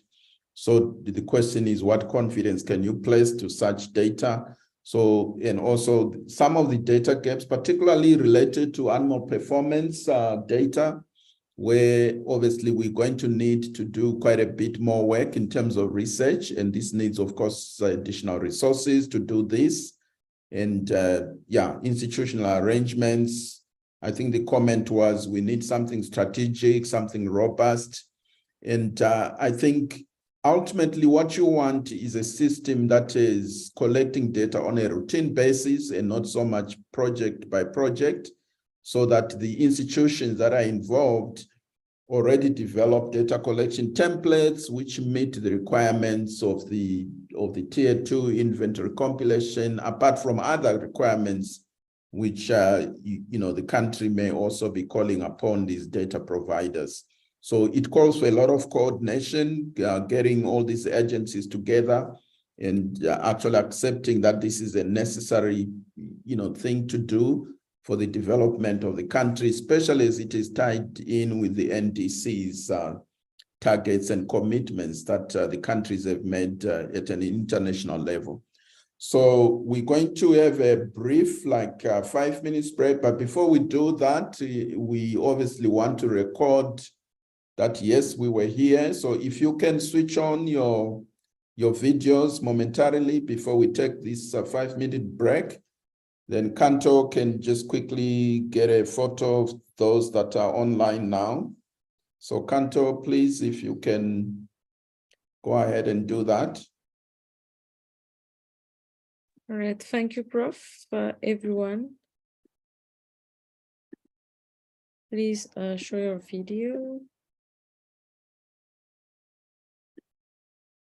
It's gonna take. All right, so I'm going to take the picture. Thank you for showing your smile, your best smile. Thank you, thank you, thank you, thank you, colleagues. Thank you, everyone. We're done there. Okay, thanks, Kanto. So we're just going to take with maybe 4-minute health break, stretch, maybe grab a cup of coffee. So we'll start with Kenya's experiences on the dot, on the hour. So yeah, that's in 4 minutes. So Bernard, if you can be ready to come on, that'll be great.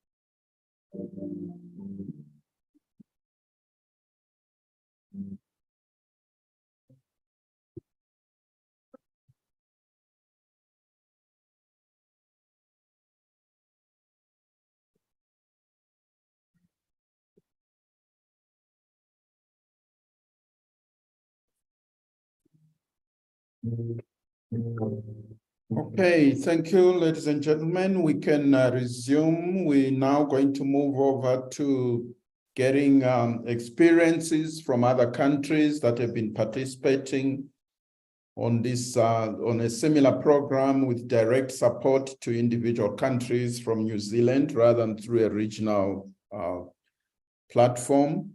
So we have Bernard Kimoro, who is representing Kenya, who is going to give us a presentation on experiences from the compilation from Kenya. So Bernard, if you can indicate by raising your hand so that Kanto can give you the rights to speak. Thank you very much. Yeah.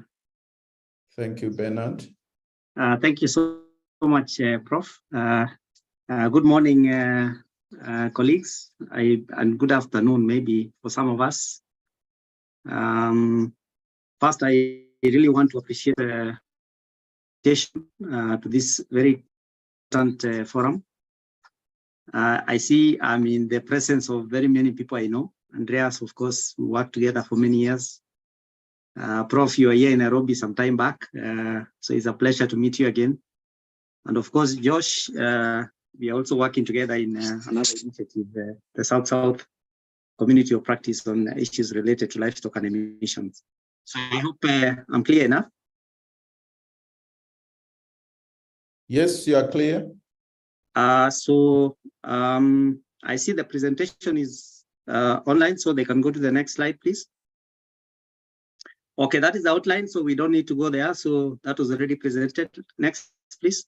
Yeah, so I just wanted to look at the issues around livestock and why we deem it important in Kenya. Of course, globally,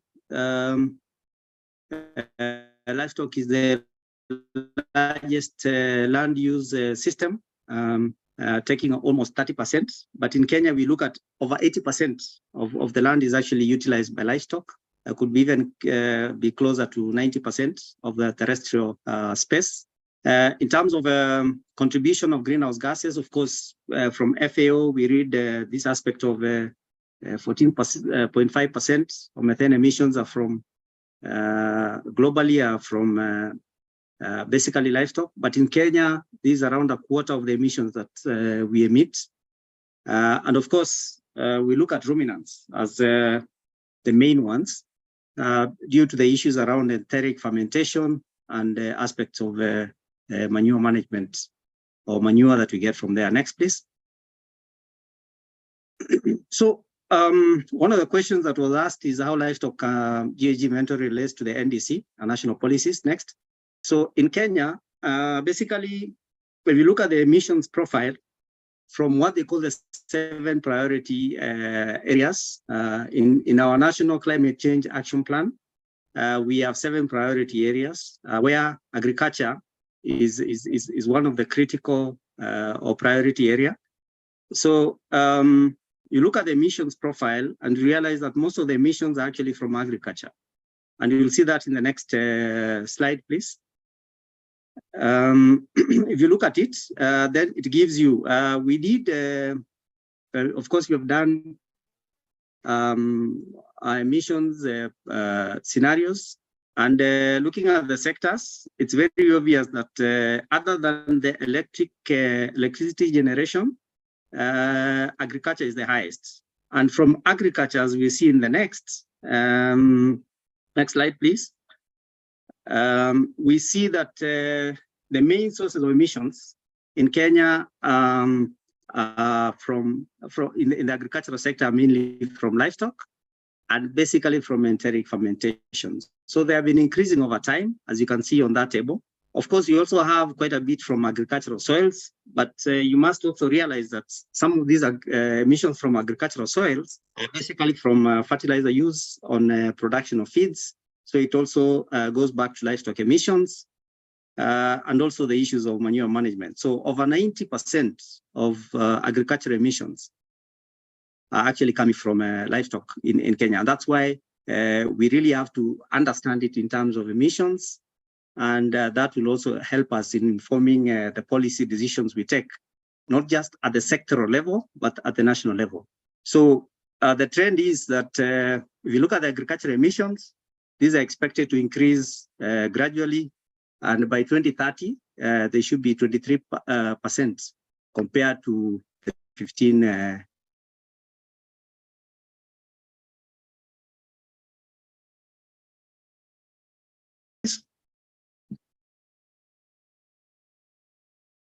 Yeah.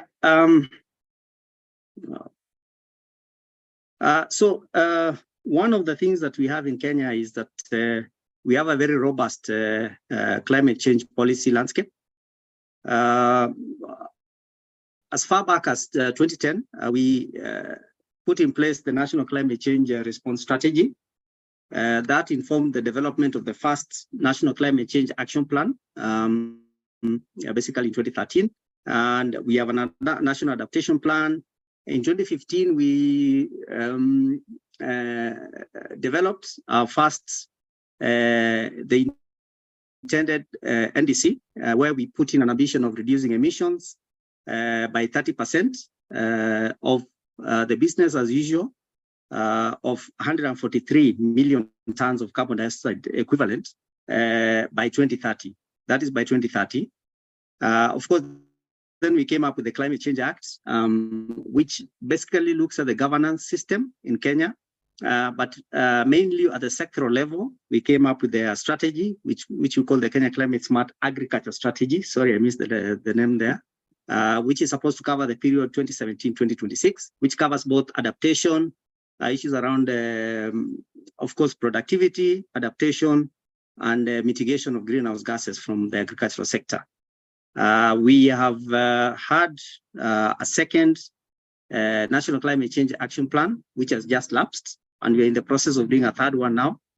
But during that period also, we came up with an implementation framework for the Kenya Climate Smart Agriculture Strategy, which has given birth now to what we call the M&D framework, which we're using. In 2020, of course, we updated our NDC and created a slightly high ambition of reducing our emissions by 32%, rather than the 30 that we had put of the business as usual scenario by 2030. This has been informed by what we call the mitigation technical analysis report, which also identified agriculture and especially livestock as one of the critical areas where we must work on issues around emissions reduction.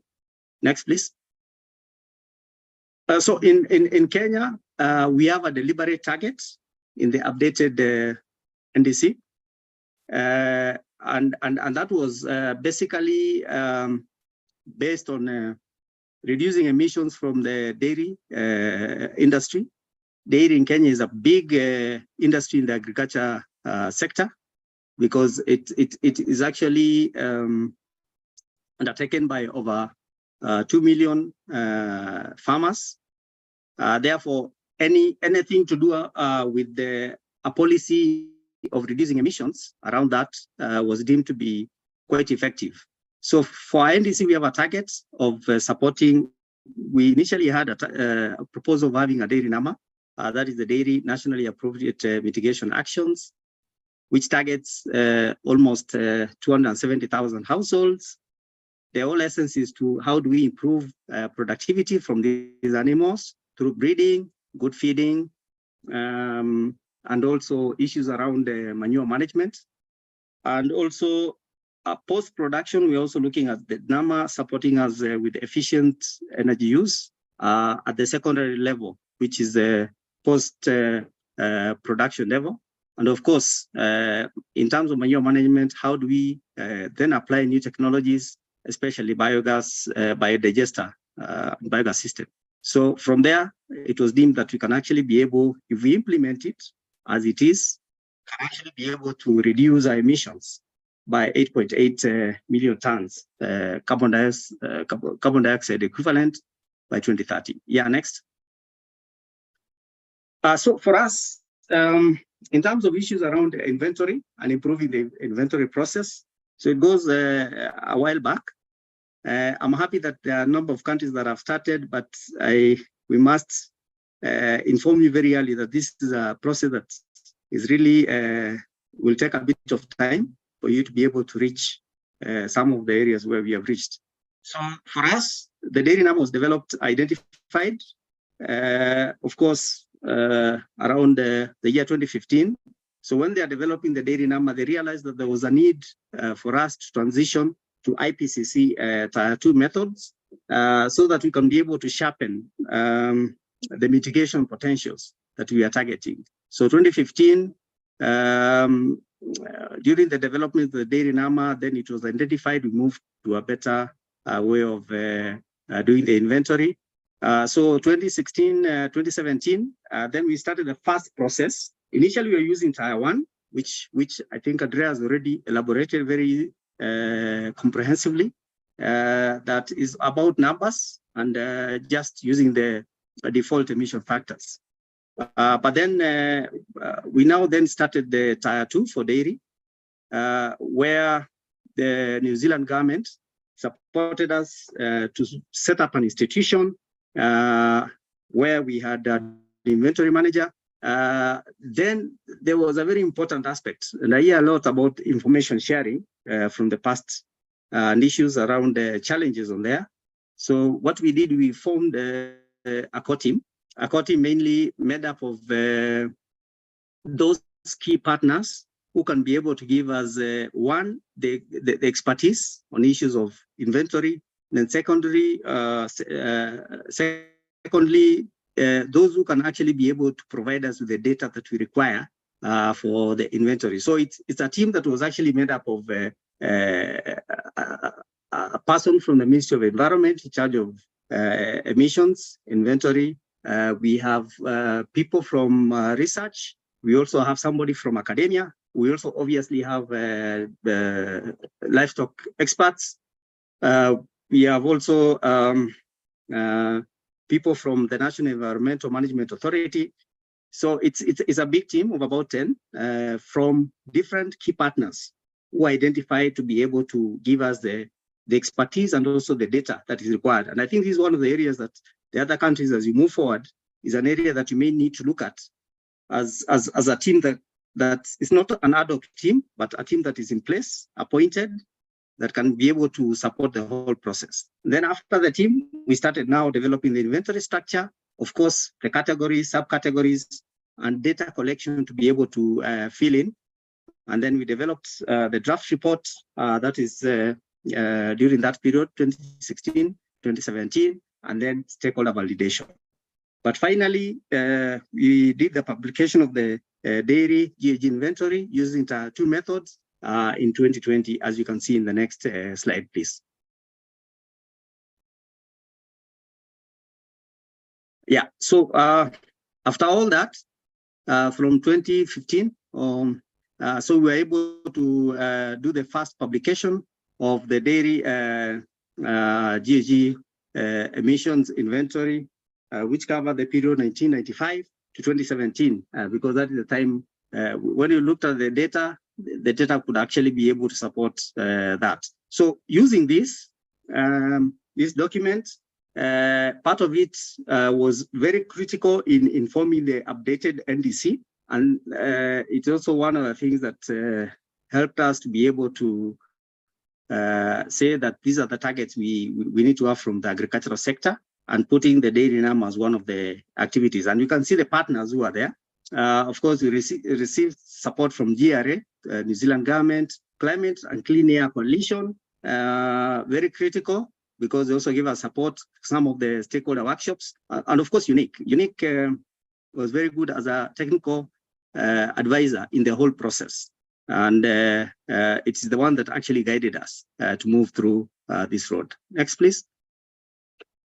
Yeah, so so the whole process can be broken down into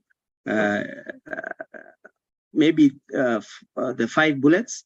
Of course, the first thing we did, and I hope this has also been done in the other countries, is you need to train the experts on the GHG inventory process. We are lucky that we had 2 people trained. One unfortunately has retired, but we still have one who is there. They were trained, one in South Africa, another one went to New Zealand. So they went through understanding the whole process. And these are the ones who are actually to drive the process. And they were very instrumental. And then, of course, we had to have a technical support to form the core group. This was actually appointed by the permanent secretary of the State Department at that period. So part of the institutionalization process is that you have to make sure that it is from the highest level. So you have to create that need for it. And then, of course, they did you need to have the data collection and compiling. And that we'll see is can be a bit challenging because data is in all places or sometimes not available. And then, of course, developing the inventory structure, the categories, and when you're looking at the animal performance data, identifying what is actually required. And then finally, you do the inventory and, of course, those estimations, and you do the publishing of the document. Of course, Andreas talked about, initially we used an Excel sheet to do that, which was very critical. And we are improving on the same as we move forward. Next, please. So in terms of the institutions, then you can see what happens.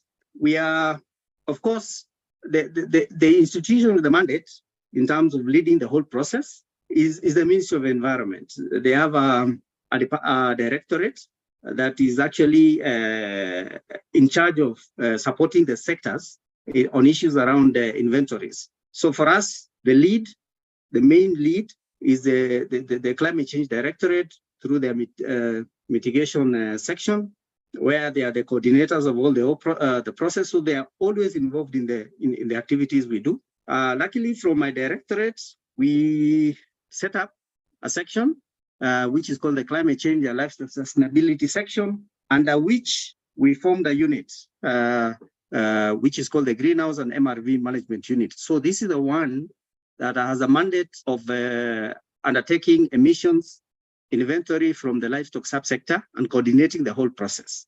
And it works now with the core group that I talked about earlier. And more recently, what we also realized, and through the support of the New Zealand government, we realized that we needed to make everybody understand what their role is. If you have a manager or coordinator for the inventory, what is their role? If you have the core team, what is their role? Who is the one who is going to be in charge of verifying this? And so we developed recently standard operating procedures. So this is the way to work to be able to have a functional system for the livestock inventory. Next, please. So we have challenges. I've heard what my colleagues have said. Of course, the issue of institutional capacity is still a challenge. Of course, there is attrition. You train people, they leave. You also have an institution that may not have capacity. The section I lead, we are only about 3. We are supposed to do all this for different livestock species. Of course, the issue of data gap, I think, has been mentioned, and lack of a database. When we came in, there is a lot of data everywhere, but it is not domesticated where it can actually be accessed. We have I forgot to mention the statistics. There's an agency in charge of statistics, which is also part of the core team. They have the data, but we realize that we need to have a database that can be able to support the whole process. So there is data that is available, but is also not published. So how do you address that? So we also have a lot of data, but it's scattered in different places. One of the things that we have found is that we need to identify the ones that have this data scattered everywhere and see how we can work with them and see how best you can obtain it. Unavailable data, it may mean that you may actually have to have small surveys which are targeted to close those gaps. Of course, finances are always a problem to sustain that livestock inventory plan if it has not been owned by the highest levels. Next, please. So lessons, what we have learned as a country is that always start somewhere for the inventory process. You can start with the tier 1 and always improve with time, as data is a problem. So start with what you have and continue. This is a continuous improvement process. There is need to map your strategic partners very early and involve them from the outset. Very critical. And then, of course, for you to be able to undertake this process, always have a dedicated team to coordinate the process and an SOP to clarify the roles. Very important. Activity plan, you must have it. We have also developed that now, so we are very clear on how we are moving. Of course, if you have projects, programs, and other initiatives that can actually give you information. Now we are working with ILRI, which has a lot of data. FAO has done some work, so identify those initiatives and see how you can be able to get that data, and then institutionalize the process. Have maybe a unit that can be able to do this work. Next, please. Okay, in terms of policy implications, iteration to higher trials is very critical. I think Andreas did talk about that. If you're talking about using Tier 1, for example, the only intervention you can have is reducing livestock numbers. And we know in Africa, this is a big problem. You can't tell pastoralists to reduce livestock numbers. So going to Tier 2 is very important because it now gives you a room to see where can we improve. Is it on the herd composition? Is it on animal nutrition parameters or breeding? So when you're looking at animal performance, then you have leverage where you can actually have issues around policy. Can we improve the feeding? How can we do that? Can we improve the breeding to have a better, more efficient, faster growing animal? Of course, improving livestock-based MRV will definitely make the subsector contribute better to NDC targets. There's more evidence, better targeting, and an example we have is the dairy inventory we have used for updating the, to incorporate in the updated NDC. And of course, somebody did talk about the issues of uncertainties just before I talked. Better data, we reduce those uncertainties. You have, so you have less, your inventory is much more clearer. So the mitigation potential is a bit more accurate. Next, please. So some of the activities we have as follow-ons, we have done the first. Yeah, I'm just, this is, I think, the second last. So dairy inventory, we are updating this year. So we hope by the end of this year, we'll finish it. We are moving to Tier 2 for non-dairy ruminants. That is the non-dairy cattle, sheep and goats and camels. Of course, we're also developing a livestock climate change action plan, which now will institutionalize the whole process. The whole idea is that we want to work to ensure that as the BTR and the national communication is being prepared, then we have contributed to that process using much more accurate data. Next, please. So in conclusion, I can say those are the conclusions. I mean, emissions reduction, very important in the agricultural sector. Institutional capacity, we have to have it. We have to have robust systems for data collection, archiving, and storage, so that we have transparency GHG inventory systems. And of course, that once it is transparent, then you're looking at a better link with the NDCs. I think that should be the last. Thank you very much. Thank you very much, Bernard. I think one take-home point for me there is that this is a process, it's not an event. And you've been at this, for what, the last 7-8 years, and you are still, you're still, working on it. So I think for my colleagues from the, other 4 countries, really the 18 or so months we've spent on the project is really the first installment.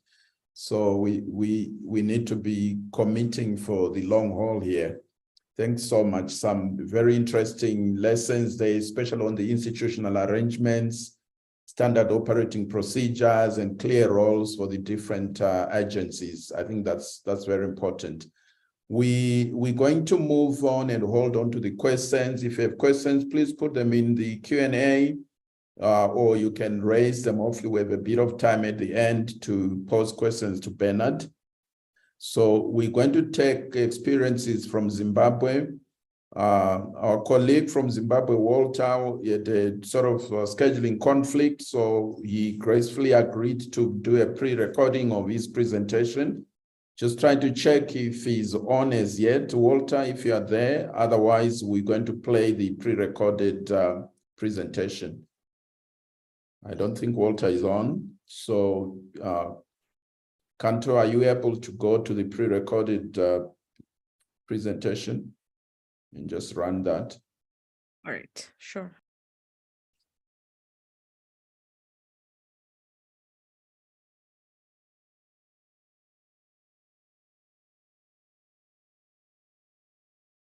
Good afternoon, colleagues, or good morning, or good evening, depending on where you are. My name is Walter Sunurai from the University of Zimbabwe. I'm happy to be with you here today to share with you our experiences in Zimbabwe in developing the Tier 2 greenhouse gas inventory for cattle.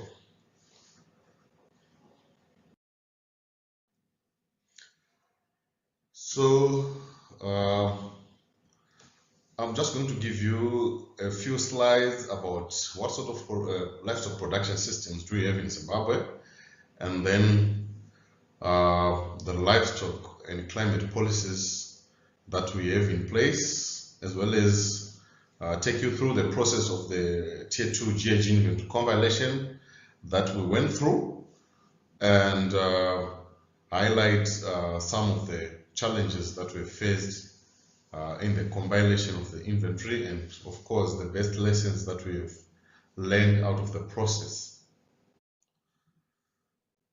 So just to give you a glimpse of the livestock production systems that we have here in Zimbabwe, mainly our livestock systems are rain-fed, highly intermeshed between livestock grazing or mixed crop livestock systems, but the majority of them of which are actually mixed crop livestock systems, as indicated by those dotted, black print.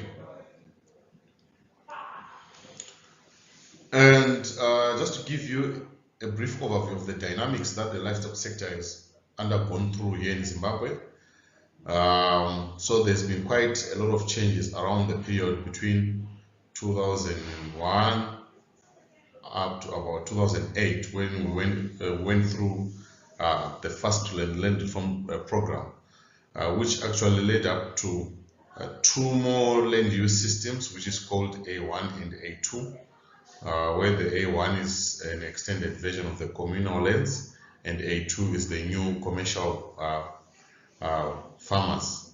Otherwise, the greater part of our cattle in the country is in the smallholder or the communal lands, which is the white part of this graph, which is constituting almost more than 80% of our livestock production systems. So this is quite important as we think around what sort of developments can we bring within the livestock sector.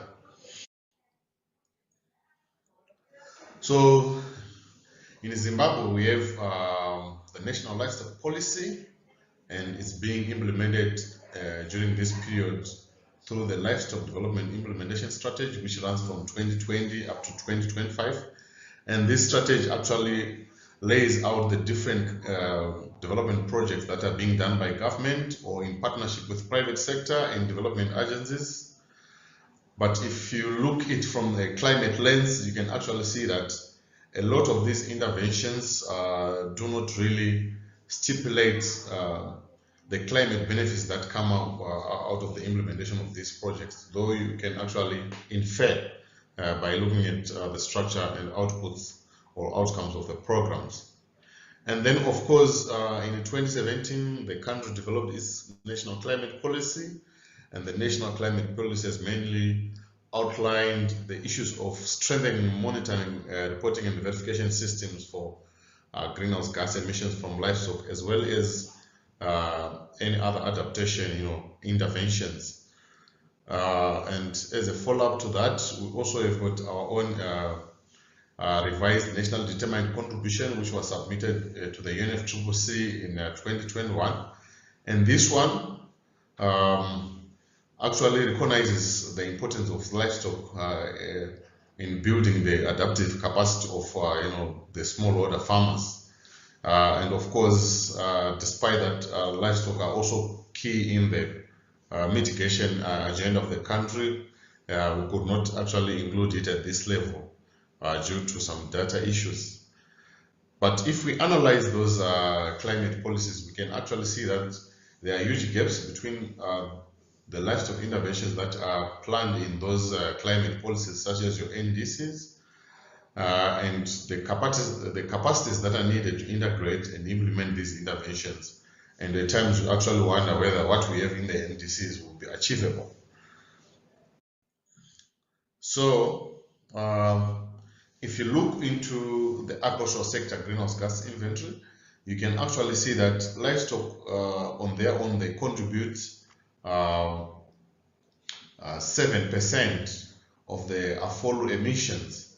But if you combine that with the agricultural land demand for grasslands, for grazing land, you can actually see that in total, the sector will contribute about 42% of the AFOL sector emissions.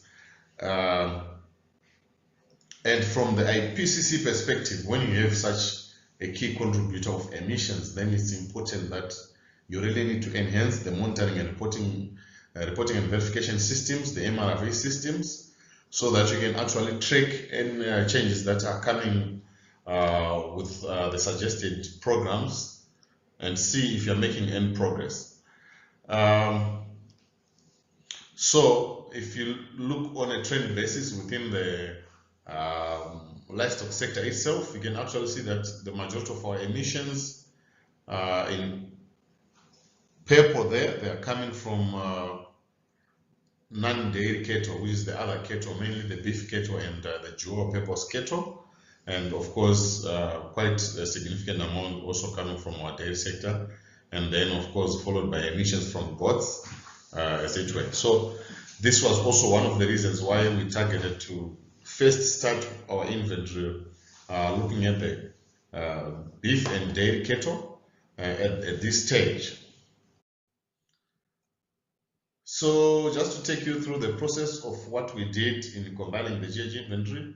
So it started by a memorandum of arrangement between the Department of Livestock Research, which is our which falls under our Ministry of Lands, Agriculture, Water, and Rural Development, and of course the New Zealand Ministry of Primary Industries. And so we engaged.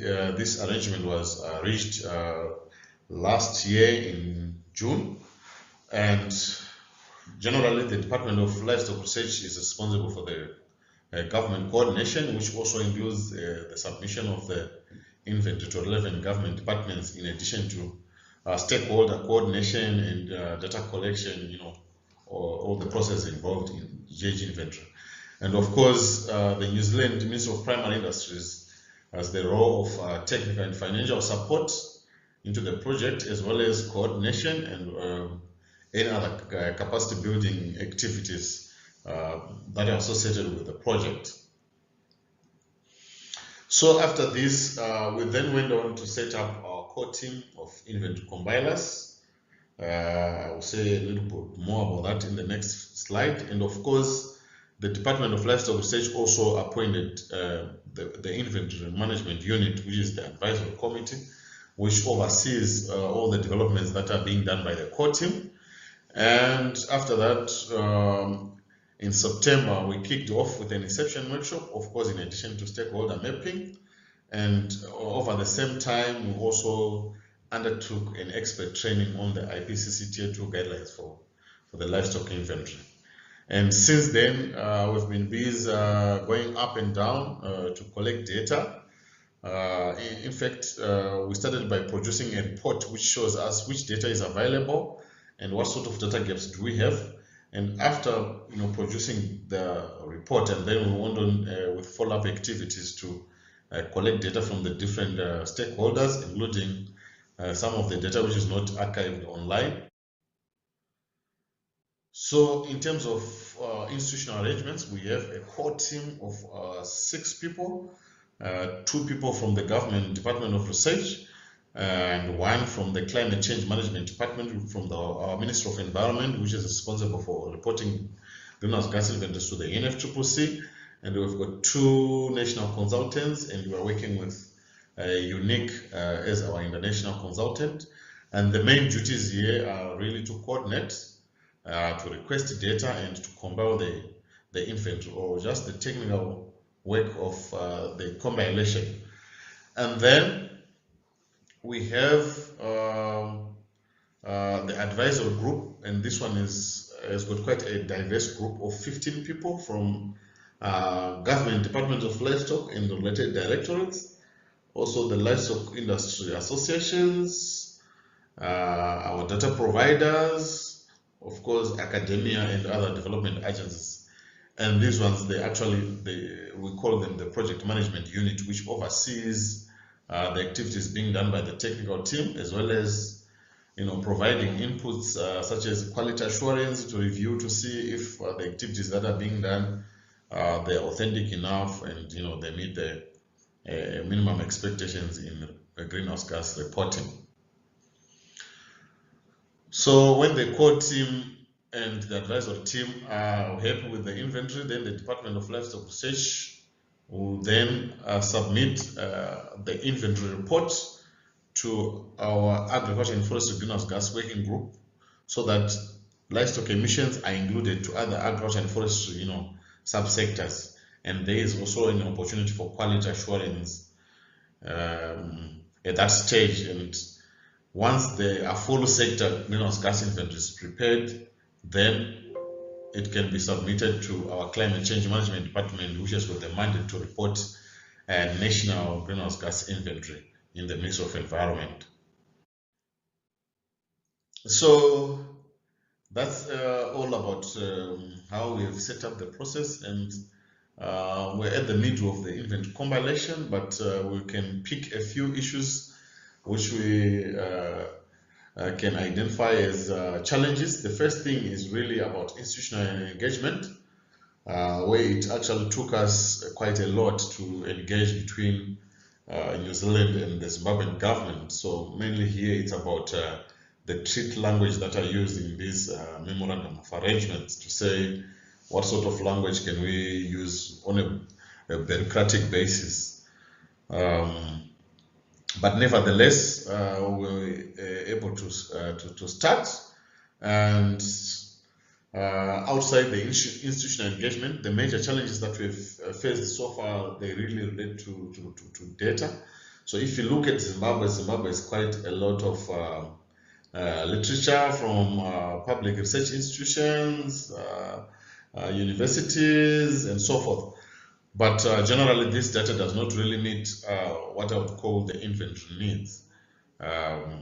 For example, live weight data for animal is measured at weaning weight on a yearly basis, but the categories that you end up having based on the national population structure, it might not fit to those categories, and then you need to end up coming with some form of linear, modeling to try to estimate those weights for those periods for which they have not been measured. So we quite have a lot of data, but at times matching it with the inventory needs is quite a challenge. And of course, much of the data is reported for pure breed, but our smallholder systems are very complex in the sense that most of the breeds there, they are nondescript. They're not really specific. No one can actually characterize them due to these common grazing properties and a lot of uncontrolled breeding. And then, of course, as you know, feed is one of the factors that control emissions in your inventory, but we are still lacking feed resources surveys. If you get them, they are quite isolated. They don't represent all the agroecological regions, and thus it is really a challenge at this point in time. But what we've done is to gather experts from the different fields of the data needed. We'll give them some questionnaires prior to an expert judgment session, and then we actually sit down together. Like today, we are going to hold our expert judgment session, reconcile what each expert has brought about, and try to see how we can address those data gaps. And then moving on to lessons learned, what we can say in our experience is that we had kind of set the base for transitioning into our tier 2 greenhouse gas by sensitizing livestock data providers and sectoral experts. So prior to acquiring funding from New Zealand, we had already requested technical support from the Africa Lens Partnership, where we conducted a preparatory training on tier 2 greenhouse gas inventory in 2020. And of course, over the same year, we did quite a comprehensive agriculture sector greenhouse gas expert training under our ST's NDC project. So with these two initiatives, all the stakeholders relevant for a tier 2 greenhouse gas inventory were prepared, and it was quite very easy for us to engage them when we moved on to the tier 2. And of course, attributing to the first point, there is quite massive buy-in by livestock and related directorates in the country, including our livestock industry associations, our data providers, our academia, and we really attribute this to the preparatory activities that we had conducted. And this enabled us to quickly set up an advisory body which will look into management of the tier 2 project. Then one key element that we are really enjoying is that we also have got some leverage funding from our local CBIT project, which is being implemented in the Ministry of Environment. Because the CBIT project also has got an activity on development of emission factors from indirect fermentation.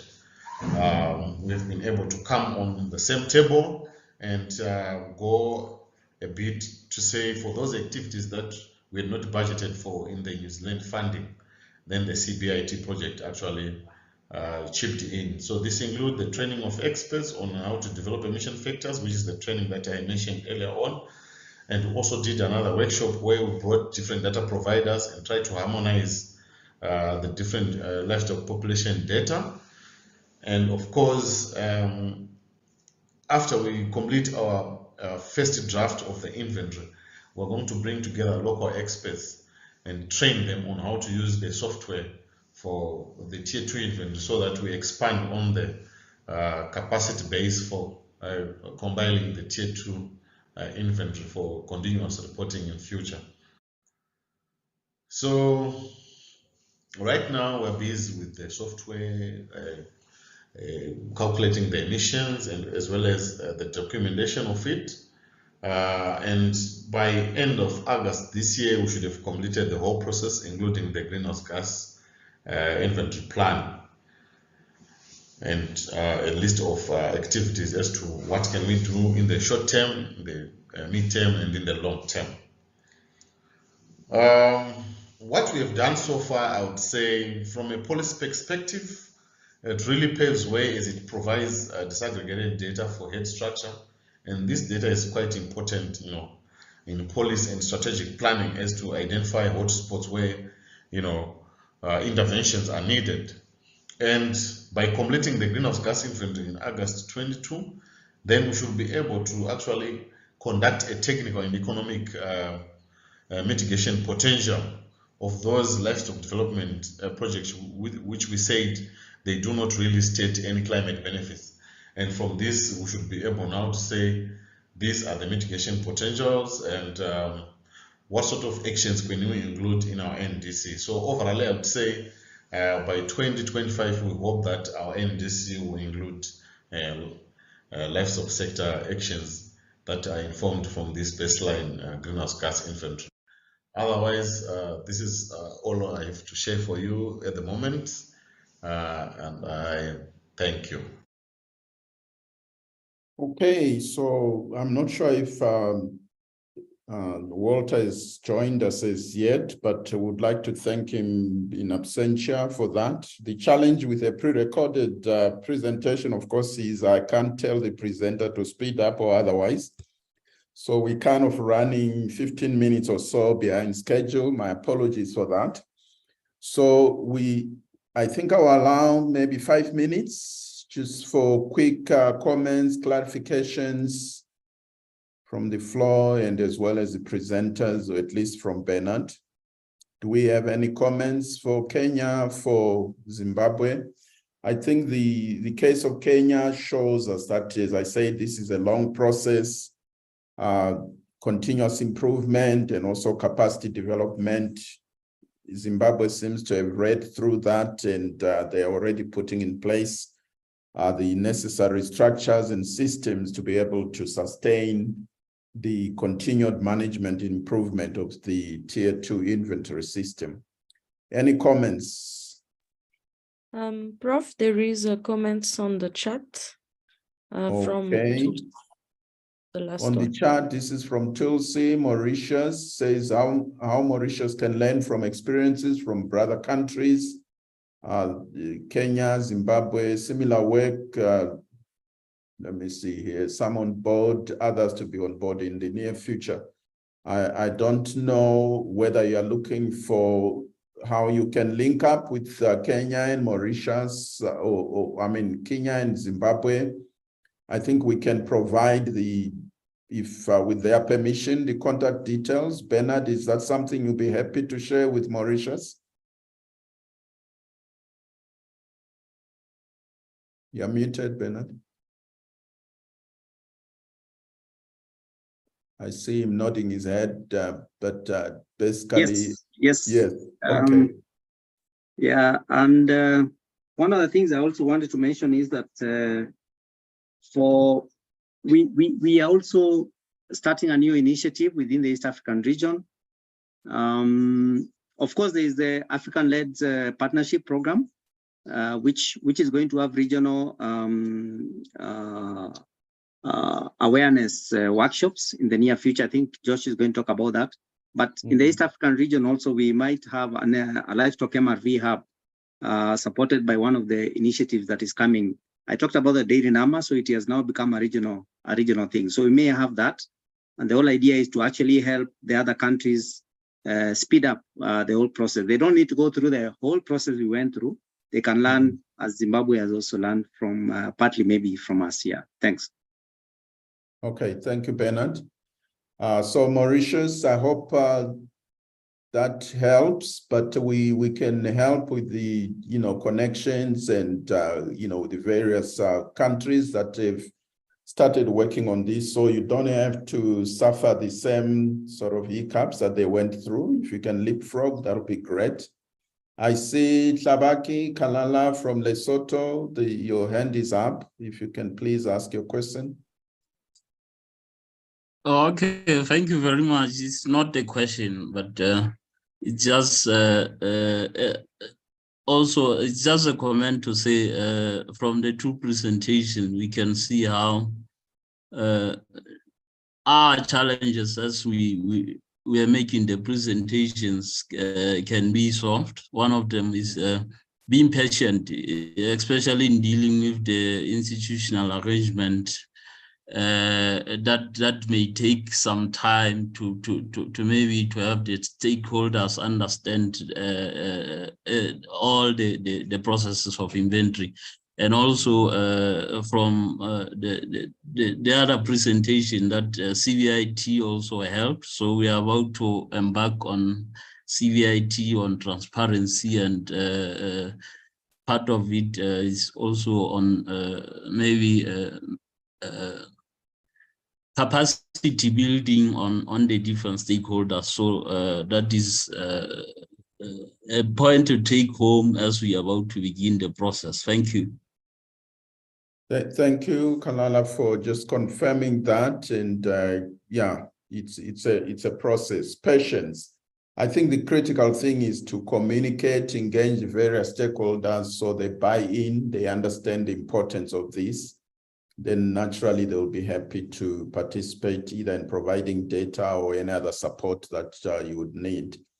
I'm not sure if Walter, was able to join us. Otherwise, I also don't see any specific questions to him.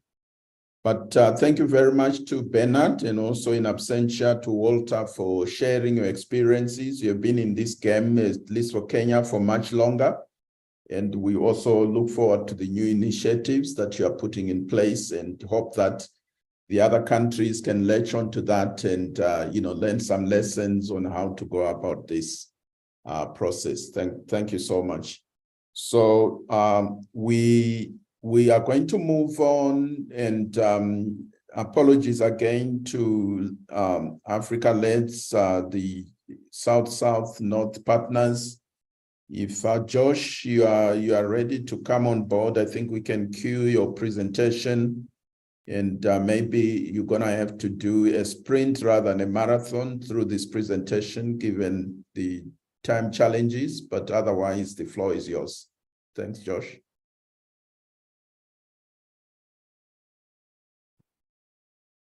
Thank you very much, Dr. Sibanda. I'm going to try and rush through this presentation. I understand that we are all very busy and time is of the essence. So I suppose just to start off very quickly is to thank you, Dr. Sibanda and the FANAPAN team, as well as University of Pretoria, for allowing us this opportunity to sit in and learn and listen to the work that is being done. Lots of really good work being done.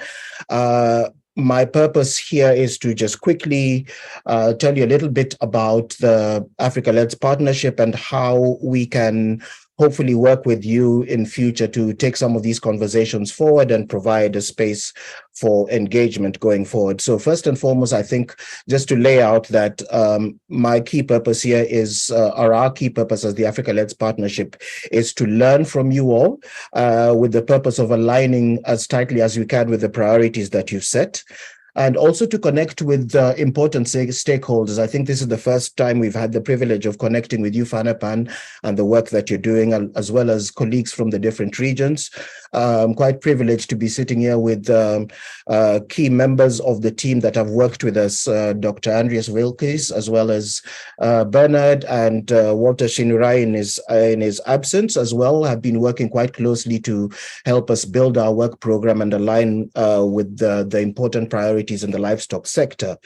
The other reason why we are here is to look at ways of collaboratively charting the way forward in terms of the work that we do as a community of practice, and to offer opportunities, I suppose, to link with important assistance that can be provided in taking these conversations and actions to the next step, because that is what we as the Africa-Leds partnership are focused on.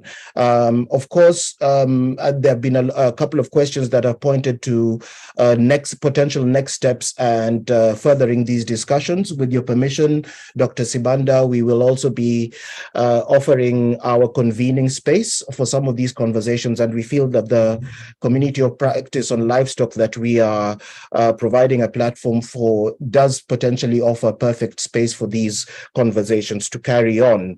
With that regard, I know you may have seen in Walter's presentation, he mentioned that back in 2020, we had the privilege of supporting, along with Unique, where Andreas was at the time, supporting the preparatory training on Tier 2 inventory compilation. And we don't see any reason why we cannot provide a similar space and similar assistance in furthering these conversations going forward. So just very quickly, next slide, just to tell us a little bit about the Global Climate Action Partnership. We are basically an incubator and global accelerator for knowledge and solutions in LEDs, and specifically along the specific sectors that we work on, the priority areas that I will talk about a little bit. And our focus is very much on bringing together members to set priorities and work collaboratively in finding solutions, peer learning from each other, sharing innovative methods to push climate action in the specific sectors, and in this case, in the livestock sector. We are always focused on making sure that the leadership is coming from the countries and the regions. So very much a bottom-up approach to the work that we're doing. And we believe that we provide a good space for this. Next slide, please. In terms of the work that the Global Climate Action Partnership has been doing, or what was known as the Low Emissions Development Strategies Global Partnership. This has been running for 10 years as of last year, and has provided a platform for over 4,000 members across 120 countries, across 3 different regions, to come together and seek to build partnerships across private, public sector, ministries, as well as the global space, to find solutions for climate action and developing low emission development strategies and long-term strategies at country level. So we as the, next slide please, we as the Africa Partnership, we are one of those 3 partnerships, and we are actually turning 10 years this year. And so far we have over 800 members spanning 333 different African countries, always looking to build that membership so that we are more inclusive and we've got a broader footprint across the continent. In terms of our membership, we bring together government or public sector, project developers, researchers, and NGOs all working in the climate action space across our different priority areas. Next slide, please. Just to quickly touch on what our mission is. In terms of our mission, we are an accelerator for medium and long-term climate development policies and frameworks, whatever form that these may take, in order to accelerate climate resilience and led pathways by increasing ambition at country level and at regional level.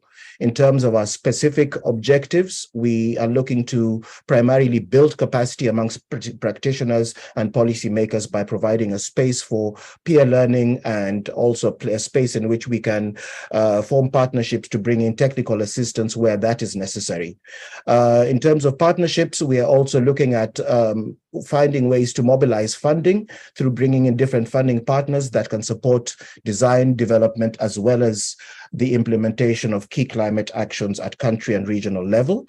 And of course, all of this leads up to the implementation, so actual action on the ground in terms of activities, concrete activities, as well as plans that will help countries and regions realize concrete climate action in their different spaces. Next slide, please. Thank you. So in terms of our thematic focus, we have got 2 key branches, one of which is the increasing access to clean energy on the continent by promoting specifically mini-grids and mini-grid technology.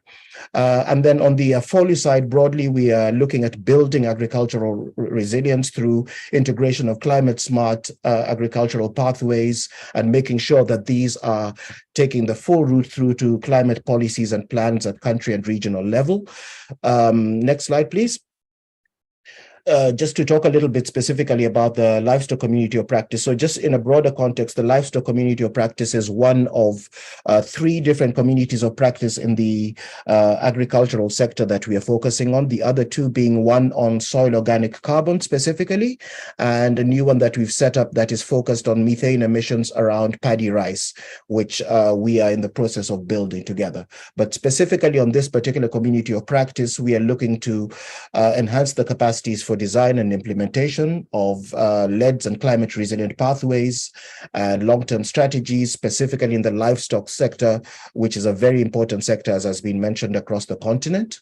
And we look to do this by developing a demand-driven peer-to-peer learning platform, or hosting that platform where we can share and engage and communicate with each other around LEDs design, LTS design and implementation specifically within this sector. Another key priority is to increase the number of stakeholders to make sure that the conversation is as comprehensive as possible and we have as many players who can engage in co-learning within the sector around design and implementation of long-term strategies for livestock. We also have an objective to build capacity, which is a very important one, whether that is through technical assistance or peer learning and exchange of knowledge across practitioners around implementation of long-term strategies on the continent. Next slide, please. So our livestock COP has a key set of priorities, a lot of which have been touched on already in this forum. So supporting tracking methods, instruments and protocols for monitoring progress of implementing adaptation measures, and also the improvement of inventories and quantification capacities at country level. We also provide a space where we can promote, we look to promote and broker scientific evidence that is coming in support of some of these measures, policies and plans, and also strengthening capacity, which is one of those that I've mentioned, around the ability to target and prioritize LEDs within the livestock sector, and how those plans can be built into strategies, whether those be long-term strategies, the NDCs, the NAPs, and many others, by providing the necessary technical support and assistance within this space. So just looking forward, next slide, please, in terms of what we have planned. It may have been mentioned by Bernard, who works very closely with us, that there are going to be a couple of regional forums which are targeted on ground truthing what the regional priorities are. We do have a very clear idea and a clear picture of what the priorities are at the continental level, but it's important to drill down to the specific regions, the Southern region, East Africa, West and North Africa as well, to find out what are the region-specific objectives and priorities. And we want to do that through a series of regional forums that will be held. The first of which will be for the Southern Africa region, and lots of the colleagues on this call are from that region, and we are extending an invitation and hoping that you will be able to participate in that and share with us, and that will be held from the 24th to the 25th of May. My colleague Roy will speak very briefly after I do and give a few more details on how we can connect on that. We are also going to be engaging in a process of identifying needs and also mapping expertise. I mean, just within this particular forum we're having, there's a wide range of expertise available, and to be able to tap into that and map that out means that we have a more meaningful space for peer exchange and learning within the regions and the continent as a whole. We're also planning within this year to organize exchange visits between countries, whether that be at a bilateral or at a multilateral level, to discuss NDCs and how livestock sector concerns and priorities make their way and the pathways that those take so that they feature prominently within country NDCs. I know there's quite a lot of experience. I know Bernard talked about this at the country level in terms of Kenya, and we believe there's great potential for some of these learnings to be shared, and we want to provide the space for this to happen. We will be holding, alongside the Africa Climate Week, which is taking place in September in Nairobi, an annual event for the Africa-led partnership, during which we will be sitting down and looking at our priorities and plans and what we have achieved.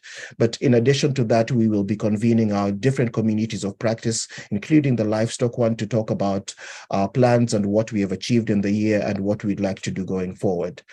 In between and throughout the year, we are looking to host a couple of policy dialogues, exchanges where we can bring in key stakeholders and partners. And Dr. Sibanda, we are looking to work quite closely with you as FANAPAN, as well as with you, Andy, and the New Zealand group, as well as key stakeholders like the University of Pretoria, to assist and participate in these policy dialogues. So yeah, I think I'm going to stop there. Next slide, please. I think my colleague Roy is going to be giving a few more details in terms of how to connect. But for those of you who might be able to scan the QR code that gives you information, it takes you to a link where you can join the membership and exchange contact information with us. But we will also be sharing, and I believe Roy will be sharing this in the chat, contact details that you can use to get in touch with us. We do hope that Dr. Sibanda will be able to coordinate with you and Kanto so that we are able to reach out in the follow-up to this meeting to the different colleagues in this group, especially around the Southern Africa Regional Forum that we'll be holding. So I will stop there for now, and Kanto and Dr. Sibanda, with your permission, I'm going to hand over to Roy very, very briefly, just to chart out one or two next steps in terms of connecting with us and how we work going forward. Thank you very much.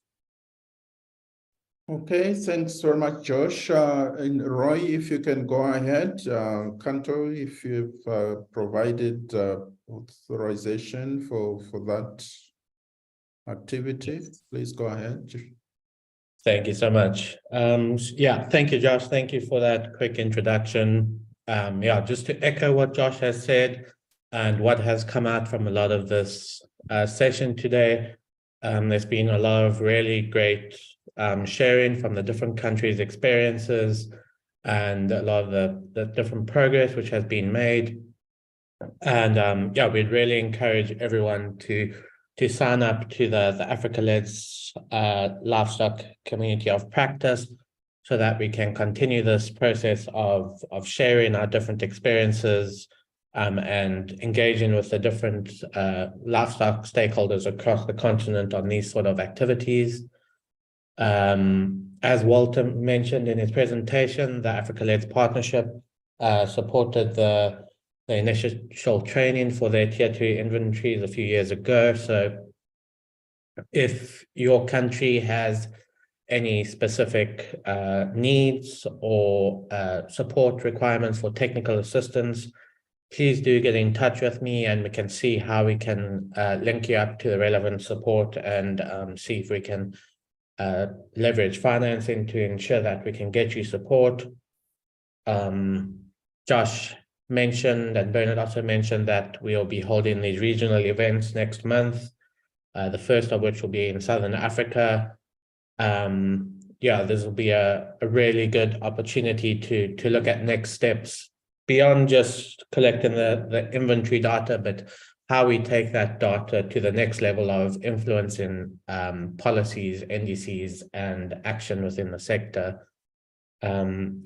So with that in mind, we don't have a lot of time for discussion, so I'm not going to get into too much discussions, but I am adding a form to the chat, and it would be great to hear from everyone who's participated today what you think the next steps would be in terms of not just developing data for your countries, but taking that data and putting it into action. And then, of course, how we as the Africa-led partnership can support you in that and how you can support us in supporting other countries. Like the colleague from Mauritius said, how do we learn from our fellow countries? This is where Africa-led partnership is really coming in, and we would invite Mauritius to get in touch with us and see if they could potentially attend one of our regional events, if not become a member and engage in the knowledge sharing,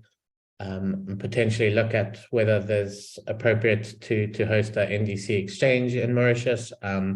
So yes, I just wanted to kind of give that emphasis that we are here to support the continuation of this community, to support your needs where we can, to continue to build everyone's capacity and make sure that all of your valuable experiences are being shared across the continent. Thank you. Thank you very much, Roy. Just to bring to attention of colleagues that if you go to the chat, Roy has posted a link there. If you click that so that you don't lose it when we finish the meeting. It would be fine, Roy, if they carried this on and completed the questionnaire at their leisure. I imagine they would then submit it to you. Yeah, he gave a thumbs up. Okay, good. I hadn't noticed that.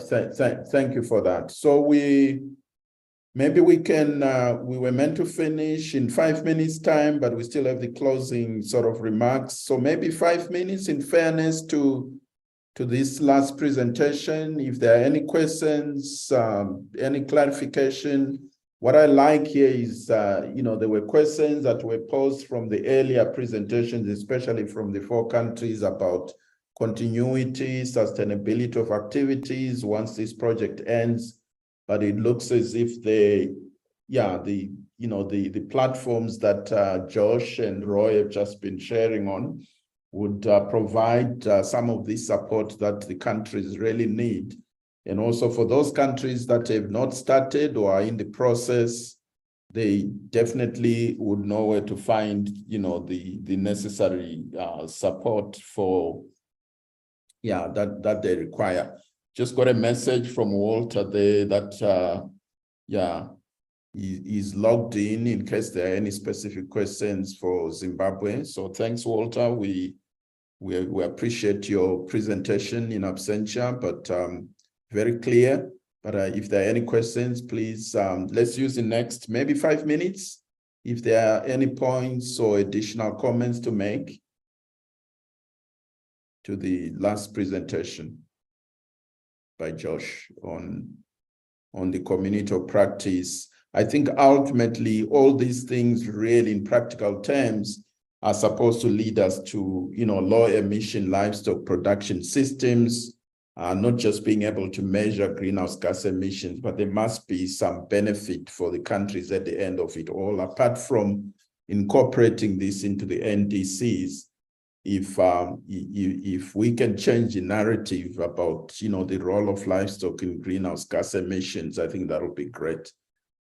Okay, I don't see any hands coming up or comments in the Q&A or chat. So we have covered quite a lot this morning, starting off with just the background on the sort of regional support to the 4 countries that Andreas shared, and the scientific basis for why moving from tier 1 to tier 2 is important, and the potential uses of this process in terms of support to NDCs, as well as other policies related to livestock development in the countries. And of course, the country experiences and lessons, the reflections, issues of data, institutional arrangements, and also hearing from Bernard for countries as well as Zimbabwe, countries that have been working on this longer than we've done in the regional project. I think it's the lesson I'm taking there is that, this is a game of patience, in it for the long haul. We definitely need to learn from each other. There are platforms that we can leverage on, especially the LEDs,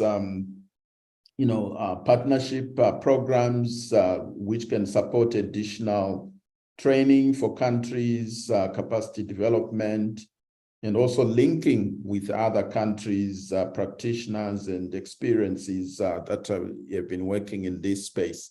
I think it's important as a country to see that you are not isolated and working on your own. There are people that have already done this and probably been in the trenches longer, and you probably would not want to spend more time in the trenches than you need to if you shared or got access to the experiences. Also, like the opportunities, I think, related to the IP issues, the fact that the platforms that the Africa-led partnership would make available to the countries in terms of information, databases, I think that's most welcome.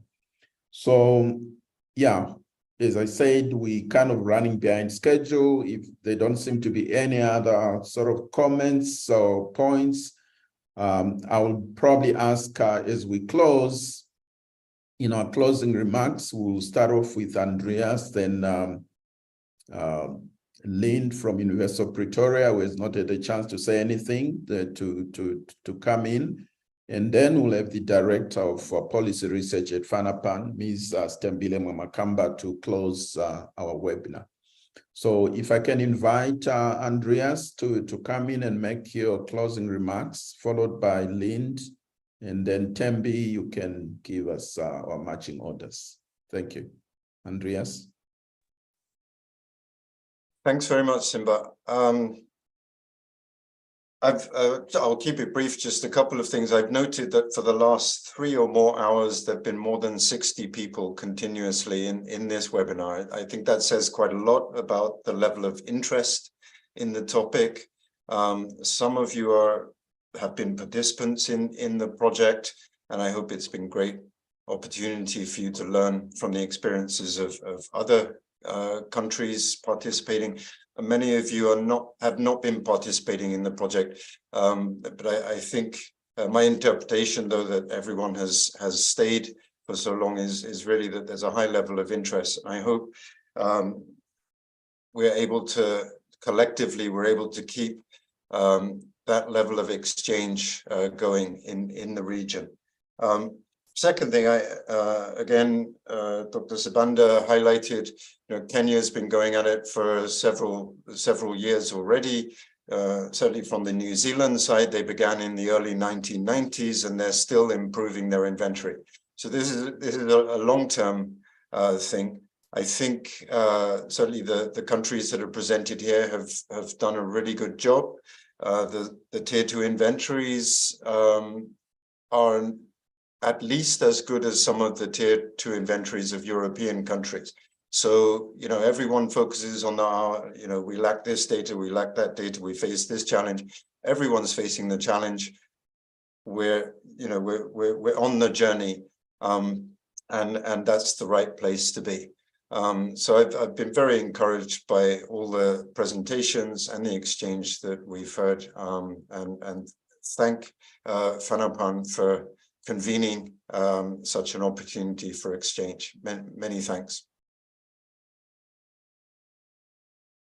Thank you, Andreas, and thank you for the support also from the New Zealand government. If we can convey our appreciation of that support, and I know that there are still continuing activities with some countries, and indeed there will be opportunities to exchange, and for those countries that are coming on board to also learn from what has happened so far.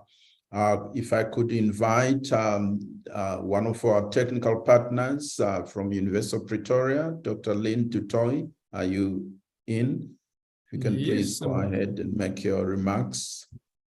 Thank you very much, Dr. Sibanda, and the whole team and the participating partner countries. I share Andreas's sentiment that there's so many participants involved today that it shows that there's a hunger to improve and to stay committed. From my side, and I think from the University of Pretoria side, is we are excited to be part of this process, as it is a long-term process, and to keep on developing the regional database. I think it's important for the region to keep on continuing improving the database and to work with our partner countries and also the larger South African region to fill the data gaps that exist within those countries. As Mozambique also said, we need to share our capacities and techniques how to fill the data gaps. And I think with the new Southern African Regional Greenhouse Gas Hub and NRV Hub that's being established in the University of Pretoria, that will go a long way to support the region and the partner countries to keep on developing and producing more accurate livestock activity data. I think initially focusing on data quality, I think that's one of the biggest gaps, I think not only in the partner countries, but I think in the whole region, is the data quality gaps in terms of diet and forage quality data. So looking forward to working with everybody, and once again, thank you to the whole team for making me part and the university part of this process. Thank you, Lynn. Yes, so we take that offer on the hub that the University of Pretoria is hosting, especially on guiding future research to close some of those animal performance data gaps that were noted during the presentations. I'm now going to ask the Director of Policy Research at Fanapan, Ms. Stembile Mwamakamba, to give us the closing remarks. Thank you. Thank you, Prof. Sibanda, for an exciting webinar that we have had.